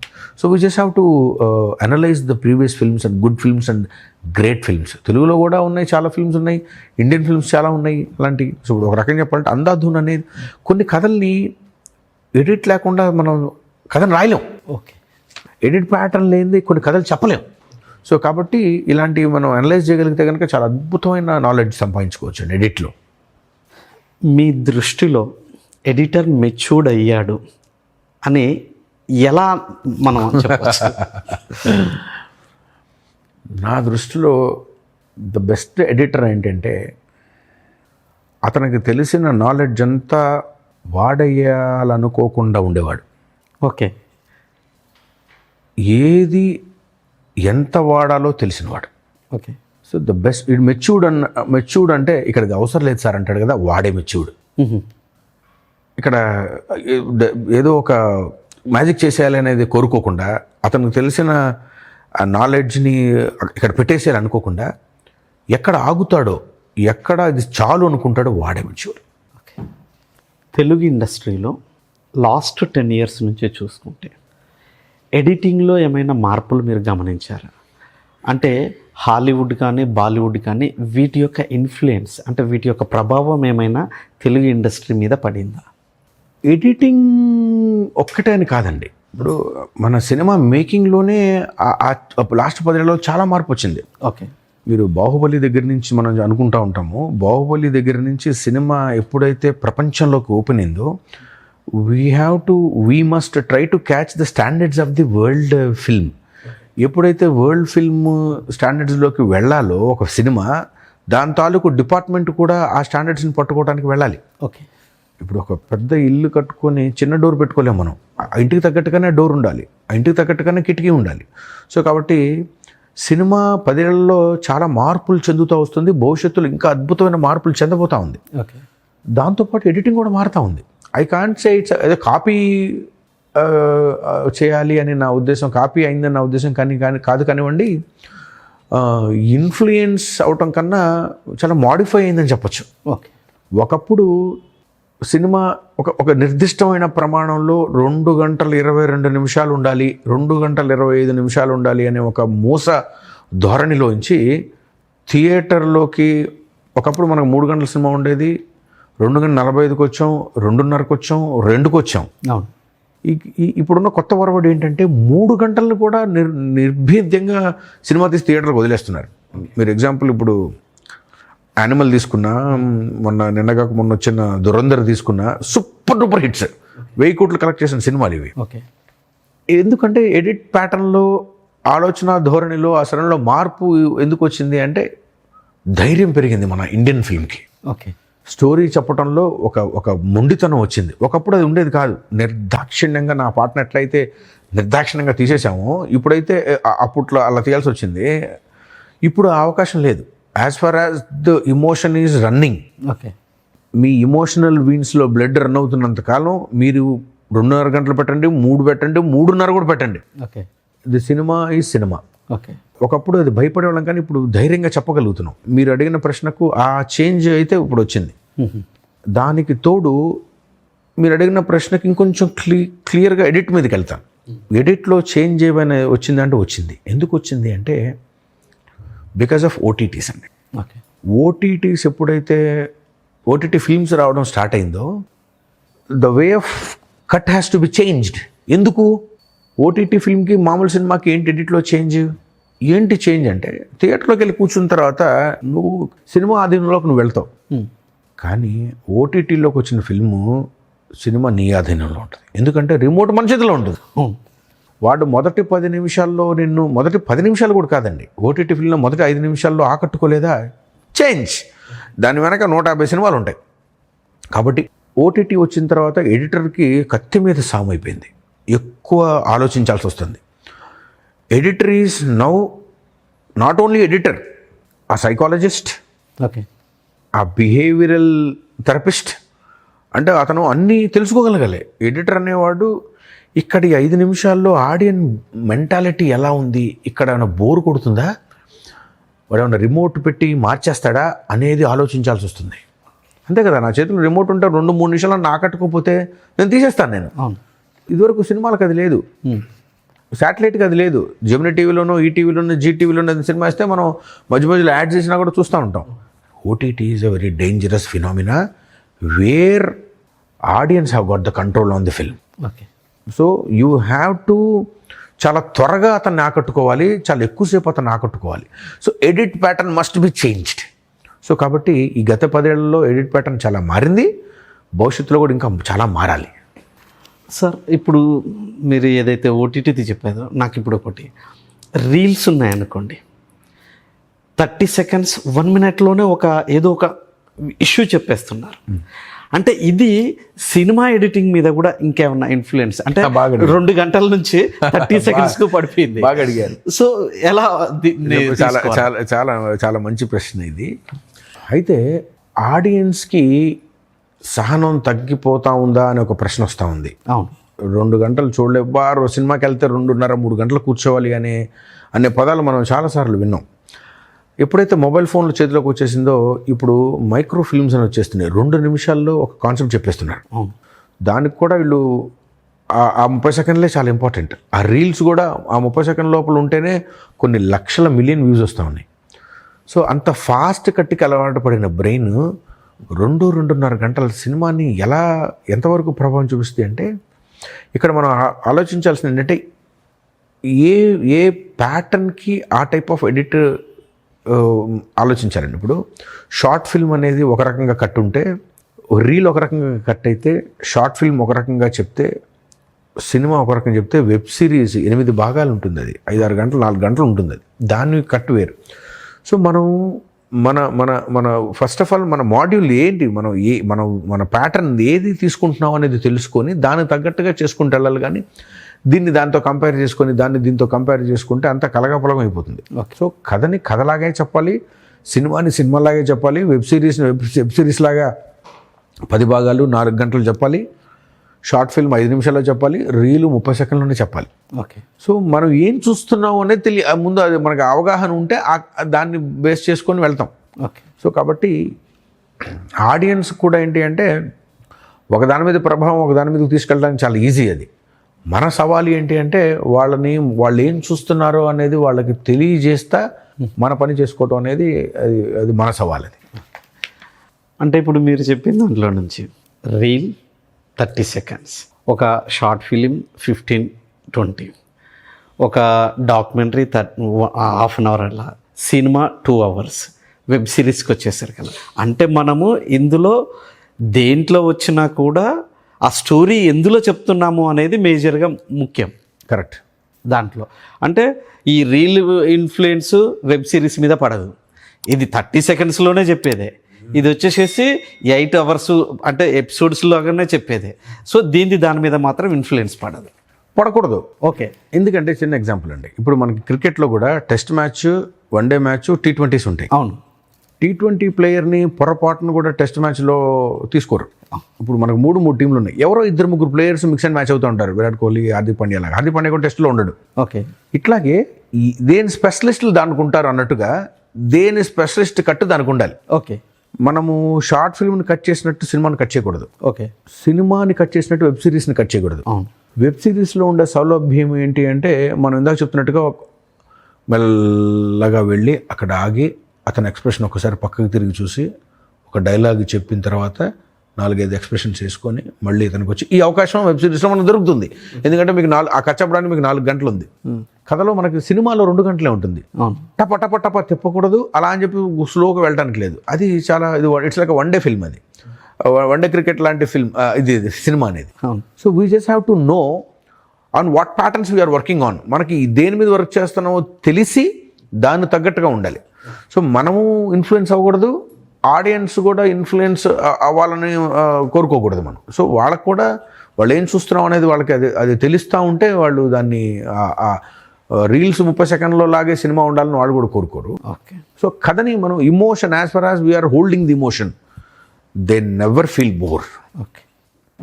ఒక యాక్షన్ సీన్, ఒక ఎమోషనల్ సీన్ ఎడిట్ చేసేటప్పుడు టెక్నిక్గా ఉపయోగించేది అంటే దాంట్లో కట్స్ కానీ, ట్రాన్సిషన్స్ కానీ, సౌండ్ డిజైన్స్, వీటిని ఎలా ఉపయోగించి మీరు వీటిని చేస్తారు? యాజ్ ఎ డైరెక్టర్ మాకు టెక్నికల్ స్ట్రక్చర్, టెక్నికల్ సెటప్ తర్వాత వస్తుంది. ఫస్ట్ అసలు మేము we don't consider technical aspects at all when we're conceiving action sequence or emotional sequence. మేము అది చూడం. మేము ఆలోచించేది ఏంటి అంటే, కరెక్ట్గా అనుకున్న ఇమోషన్ పండుతుందా లేదా, సరిగ్గా అనుకున్నది క్లారిటీగా చెప్పగలుగుతున్నాం లేదా, కేయాస్. ఇప్పుడు ఫైట్స్లో ఏంటంటే ఒక రకమైన గందరగోళం ఉంటుంది, రాపటప్ప ఎవడెవడిని కొడతాడో అది ఉంటుంది. సాధారణంగా డైరెక్టర్ ఏం చేస్తాడంటే చాలా క్లారిటీగా ఎవరిని కొడుతున్నాడు, ఏ దెబ్బ పడుతుంది అండ్ సౌండ్ అనేది ఎంత ఇంపార్టెంట్, వీటి మీద కాన్సన్ట్రేట్ చేసుకుంటూ వెళ్తాం. కానీ ఈ టెక్నికల్ ఆస్పెక్ట్స్ ఇక్కడ జంప్ కట్ చేయండి, ఇక్కడ ట్రాన్సిషన్ అవుట్ చేయండి, ఇక్కడ డిసాల్వ్ చేయండి అనేది అసలు we don't speak in that terminology. Okay. As far as a director concern, we see the clarity, ఆ స్ట్రక్చర్ ప్రాపర్గా. అరే ఇక్కడ కొంచెం స్లో మోషన్ కొడితే హీరో పడిపోయాడు, ఒక స్లో మోషన్లో డైలాగ్ కొట్టాడు, ఇక్కడ స్లో మోషన్ లెగిస్తే భలే ఉంటుందిరా అనుకున్నదే ఉంటుంది. కానీ ఇక్కడ నుంచి ఇక్కడ కట్ చేసి ఇలా చేయండి అనేది technically we don't much on to the technical aspects. We as a director మేము ఇమోషనల్ స్ట్రక్చర్, ఆ రిథంలోనే ఎక్కువ కాన్సన్ట్రేట్ చేస్తాము. ఎక్కువ అవాయిడ్ చేయడానికి ఏంటి అంటే, మ్యాక్సిమం యాజ్ ఎ డైరెక్టర్గా తక్కువ కట్స్ ఉండటానికి ఎక్కువ ఇష్టపడతాం. Okay. Depends on the scene also. ఇప్పుడు మనం ఒక మంచి ఇమోషనల్ సీన్ ఉందనుకోండి, తక్కువ షార్ట్స్లో చెప్పగలుగుతున్నప్పుడే మనకి ఆ ఫ్లోట్ టైప్ ఆఫ్ ఇమోషన్ని మనం తీసుకోగలుగుతాం. టక టక టక టక కట్ చేస్తున్నాం అనుకోండి, అది మనకి ఎక్కడ ఇబ్బంది కలుగుతూ ఉన్నప్పుడు మనం చెప్తాం ఇక్కడ ఇన్ని కట్స్ అవసరం లేదని. ఏదో షూట్ డంప్ ఉంది కదా అని చెప్పి మనం అన్నీ వాడాలనుకోకూడదు. ప్రతి సీన్కి ఒక మూడ్ ఉంటుంది. ఓకే. ఆ మూడ్ని మనం కన్వే చేస్తున్నామా లేదా, ఈ మూడు ముందు సీన్కి ఆ తర్వాత సీన్కి ఆ రిథంలోకి కలుస్తుందా లేదని చూసుకోగలగాలి. ఓకే. సో ఒక సీన్ కట్ చేస్తున్నప్పుడు ఇవన్నీ దృష్టిలో పెట్టుకోగలగాలి. సో యాజ్ ఎ డైరెక్టర్గా వాట్ వీ సీ ఈజ్, మనం అనుకున్న కథ ఎటువంటి డీవియేషన్స్ లేకుండా, ఎటువంటి ప్రలోభాలకి లొంగకుండా ఈ కథ ఈ సీన్ పనిచేసిందా లేదని ఒక్కటే కాన్సన్ట్రేట్ చేయాలి as a director. So we do accordingly. మేము అది అంతే ఇమోషన్నే పట్టుకుంటాం. సార్, మీరు ఇప్పుడు ఈ మొత్తం దీంట్లో కొన్ని ప్రిన్సిపల్స్ పెట్టుకున్నారు. అంటే ఇక్కడ కట్ చేయండి, ఇది చేయండి, అలా కాకుండా ఇలా చెప్పాలి అని. అవును. అంటే మీరు ఎడిటర్ తోటి ఎలా మాట్లాడాలి అనేది మీరు ఒకటి నిర్ణయించు. కరెక్ట్. ఎడిటర్ కూడా డైరెక్టర్ తోటి, అంటే అది నాది కాదు, అది డైరెక్టర్ది అని ఎడిటర్ కూడా ఏం ఆలోచిస్తే అంటే తను కూడా ఎలాంటి ప్రిన్సిపల్స్ పెట్టుకుంటే బెటర్? అండి అంటే జనరల్గా ఎడిటర్లు మోస్ట్లీ 80% ఎడిటర్లు ఏం చేస్తారంటే డైరెక్టర్ చెప్పింది చేసేస్తారు. ఓకే. డైరెక్టర్ కావాల్సింది చెప్పింది చేసుకుంటూ వెళ్ళిపోతారు. ఒక 10% వాళ్ళు ఫైట్ చేస్తారు. లేదు మీరు ఇప్పుడు కొత్త డైరెక్టర్ ఉన్నాడండి, ఒక 30 సినిమాలు చేసిన ఎడిటర్ ఉన్నాడు, వాళ్ళిద్దరికి మధ్యలో ఒక చిన్న ఆర్గ్యుమెంట్ జరిగిందో లేదా డిస్కషన్ జరిగింది అనుకోండి, ఎవరికి వాల్యూ ఉంటుంది? ఎడిటర్కే వాల్యూ ఉంటుంది. ఎందుకంటే అతనికి 30 సినిమా అనుభవం ఉంది. కానీ డైరెక్టర్ అనేవాడు ఒక కథను రాసుకొని అతను ఒక సీన్ చూస్తున్నప్పుడు అతని మనసులో అది ఇమ్మడట్లేదు. సో అతని పెయిన్ అతనిది. సో కాబట్టి ఎడిటర్ వైపు నుంచి ఏం ఆలోచించగలగాలి అంటే, చిన్న ఎగ్జాంపుల్ నేనే చెప్తానండి. నాది 3-4 సినిమాల వయసు, ఆయనది 100 సినిమాల వయసు. ఎవరిది? మన మార్తాండికే వెంకటేష్ గారిది వయసు. డైరెక్టర్ కింద చెప్పిన డైరెక్టర్ స్వార్థపరుడు కాబట్టి నాకు ఇది కంపల్సరీ కావాలని కోరుకుంటాడు. కొత్తోడు ఫస్ట్ ఫిల్మ్ ఓడు పాపం అది నోరు తెరిచి చెప్పలేడు. నేను 3 సినిమాలు చేశాను కాబట్టి నేను గట్టిగా ఫైట్ చేయగలుగుతాను. ఓకే. ఆయన ఎంత నాకంటే ఏ రోజు ఆర్గ్యుమెంట్లు చేయడు ఆయన. ఓకే. మీదేంటి, మీకు ఆ సీన్ కావాలా అని. ఆయన సీన్ ఉంటే ఎలా కన్వే అవుతుంది, సీన్ లేకపోతే ఎలా కన్వే అవుతుంది, ఉండి లేనట్టుగా ఉంటే ఎలా ఉంటుందని మనకు 3 కూర్చోబెట్టి చూపిస్తాడు ఆయన. ఫైట్ ఎందుకు ఇంకా అక్కడ చూడు, మనకు తెలిసిపోతూ ఉంటుంది. సో ఒక ఎడిటర్ అనేవాడు డైరెక్టర్ని అర్థం చేసుకునే కాన్సెప్ట్లో ఒకటి చేస్తా, ఇతని వైపు ఒకటి చేస్తా, ఏది కరెక్ట్ అనేది తెలుసుకోగలిగితే వీలుంటే ఆ వయా మీడియాది కనుక ఒకటి చేయగలిగితే, అంటే అంత ఫ్లెక్సిబుల్గా ఉండగలిగితే కనుక వీళ్ళిద్దరూ ఇంకా బెస్ట్ ఫ్రెండ్స్ లాగా మూవ్ అవడానికి కారణం ఉంటుంది. సింప్లీ బ్లంట్గా ఇది అవ్వదండి అని చెప్పడం కాకుండా, లేదు ఇప్పుడు డైరెక్టర్ రగ్గానే టక్ మనం కట్ చేసి పెట్టేసేసి ఆ నెక్స్ట్లోకి వెళ్ళిపోకుండా, నిజంగా ఎడిటర్ కనుక ఇక్కడ ఈ షాట్ అవసరం లేదు అని తెలిసినప్పుడు ఆ షాట్ లేకుండా ఎలా కన్వే అవుతుందో చూపించగలగాలి, ఉంటే ఎలా ఉందో చూపిస్తే ఆ decision making at the end of the day A director సినిమాను పాడు చేసుకోవాలని కోరుకోడు, ఏ ఎడిటర్ సినిమాను పాడు చేయాలని కోరుకోడు. వీళ్ళిద్దరి మధ్యలో ఆ వయా మీడియాకి ఎప్పుడు వస్తుంది అంటే 2-3 కట్స్ చూసుకొని చూస్తే తెలిసిపోతుంది. ఇప్పుడు మనం ఏదైనా ఒక ఐస్ క్రీమ్ షాప్కి వెళ్ళామనుకోండి, దాంట్లో ఒక 15 పెట్టిన తర్వాత వాడు ఒక పుల్లతో చిన్న ముక్క తీసి మనకి ఇస్తాడు, ఇంత చిన్నది. మనం తీసి బాగుంది అంటే ఇది ఇవ్వండి అంటాం, లేదంటాం. జస్ట్ ఇప్పుడు మీరు ఒక 100 రూపాయల ఐస్ క్రీమ్కే మనం టేస్ట్ చేసి చేసుకున్నప్పుడు కొంతమంది జీవితాలతో సరిపడా ఉండే ఒక సినిమా తీస్తా, దాంట్లో ఎడిటింగ్ చాలా ఇంపార్టెంట్ విభాగం అని మనకు తెలిసి దాని లోపల ఫైట్ చేసుకొని చచ్చిపోయే కన్నా, ఉంటే ఎలా ఉంది లేకపోతే ఎలా ఉంది, సరే ఉంటే నీకు బాగుంది లేకపోతే నాకు బాగుంది, అప్పుడు కూడా ఎవరి డివిజన్స్ వాళ్ళకుంటాయి. అలాంటప్పుడు మెజారిటీ తీసుకోవాలి. మన దగ్గర ఉన్న డైరెక్షన్ డిపార్ట్మెంట్ కానివ్వండి, లేదా ఎడిట్ డిపార్ట్మెంట్లో నలుగురు చూపిస్తే ఇది బాగుంది సార్ అన్నప్పుడు నిస్వార్థంగా నేను డైరెక్టర్గా నేను కొంచెం స్వార్థంగా ఆలోచించాను, ఇక్కడ ఇది అవసరం లేకపోయినా కూడా ఇది కన్వే అవుతుంది అనుకున్నప్పుడు తీసేయండి అని చెప్పాలి. కొంతమంది అది ఉంటేనే బాగుంటుంది సార్ అన్నప్పుడు ఎడిటర్ కూడా సరే అతను ఉంటేనే బాగుంటుందని ఆడియన్స్ కోరుకుంటున్నారు కాబట్టి ఇక్కడ ఉంచాలని కోరుకోవాలి. ఎప్పుడైతే ఆ ఫ్లెక్సిబుల్గా నిజాయితీ, what I mean to tell you is నిజాయితీ, నా వాదనే నెగ్గిందనే భావన కాకుండా నిజాయితీగా ఇక్కడ ఈ షాట్ అవసరమా లేదా అనేది కనుక మనస్ఫూర్తిగా ఆలోచించి పని చేయగలిగితే అద్భుతమైన సినిమాలు చేయొచ్చు. ఈ మూవీస్ చూస్తే బెటర్, వాళ్ళకు చాలా హెల్ప్ అవుతుంది అనుకున్న కొన్ని మూవీస్ పేర్లు చెప్పండి సార్. మనం మీకు కింద మాటలో చెప్తున్నట్టుగా ద బెస్ట్ ఫిల్మ్స్ ఇంటర్నేషనల్ ఫిల్మ్స్లో సోషల్ నెట్వర్క్ మంచి ఎడిట్ అండి ఉంటుందండి. ఓకే. తర్వాత everywhere everything all at once ఒకటి మంచి ఫిల్మ్ ఉంటుందండి. తర్వాత విప్లాష్ అనేది చాలా బాగుంటుంది. ఎడిట్ అనేది ఒక మ్యూజిక్లా ఉంటుంది. ఓకే. ఒక మ్యూజికల్ ఫిల్మ్లో ఎడిటర్ అనేవాడు ఇందాక సైకాలజిస్ట్ అని ఎలా అయితే అన్నానో, ఈ సినిమాకి అతను మ్యూజిషియన్ కూడా అవ్వాలి. ఓకే. ఎందుకంటే అతనికి తెలియాలి ఎక్కడ కట్ చేయాలి. ఇప్పుడు మనకి కట్ చేసిన తర్వాత మనం సౌండ్ ఎఫెక్ట్స్కి వెళ్తాం. యాక్చువల్గా సౌండ్ ఎఫెక్ట్స్ మీద కట్ చేయగలగాలి. ఓకే. సౌండ్ ఎఫెక్ట్స్ లేకపోయినా ఎడిటర్ ఎలా కట్ చేయగలుగుతాడంటే అతనికి ఆ సౌండ్ నాలెడ్జ్ ఉండాలి. విప్లాష్ అనే సినిమాకి మ్యూజిక్ మీద తననా అనే దగ్గర కట్ అవ్వాలి. తననా అది కట్ చేశాడు అనుకోండి, మ్యూజిక్ సెన్స్ లేనప్పుడు అది అవ్వదు కదా. ఓకే. సో నేను జనరల్గా చెప్తున్నాను మన దాంట్లోకి తీసుకొని. సో ఆ కొన్ని ఫిల్మ్స్ ఎడిటర్ అనే అతనికి ఎందుకు he must be Jack of all trades. ఒక సైకాలజిస్ట్ అవ్వాలి, ఒక బిహేవియరల్ ప్యాటర్న్స్ తెలిసినోడు అయి ఉండాలి, ఒక కామన్ మ్యాన్ అయి ఉండాలి, ఒక ఆడియన్ అయి ఉండాలి, ఒక డాక్టర్, ఇలాగ అన్నిటి మీద నాలెడ్జ్ తీసుకోవాల్సిన సిచ్యువేషన్ ఉండగలిగిన డైరెక్టర్ తర్వాత అంత అవకాశం ఉన్న క్రాఫ్ట్ ఏదైనా ఉందంటే అది ఎడిటర్ అది. ఓకే.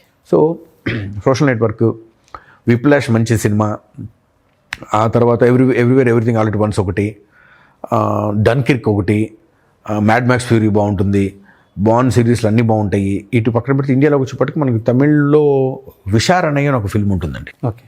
ఆ తర్వాత మనకి 3 Idiots ఒక మంచి కట్ ఉంటుందండి. మనకి రీసెంట్గా మన తెలుగులో వచ్చింది జెర్సీ కూడా చాలా బ్యూటిఫుల్గా, చాలా సటిల్గా, హడావుడి పడిపోకుండా ఇమోషన్ని చాలా నీట్గా జనాల్లోకి ఎలా తీసుకోవాలనేది జెర్సీ కూడా ఒక మంచి ఎడిట్కి మంచి అవకాశం ఉన్న ఫిల్మ్ అండి.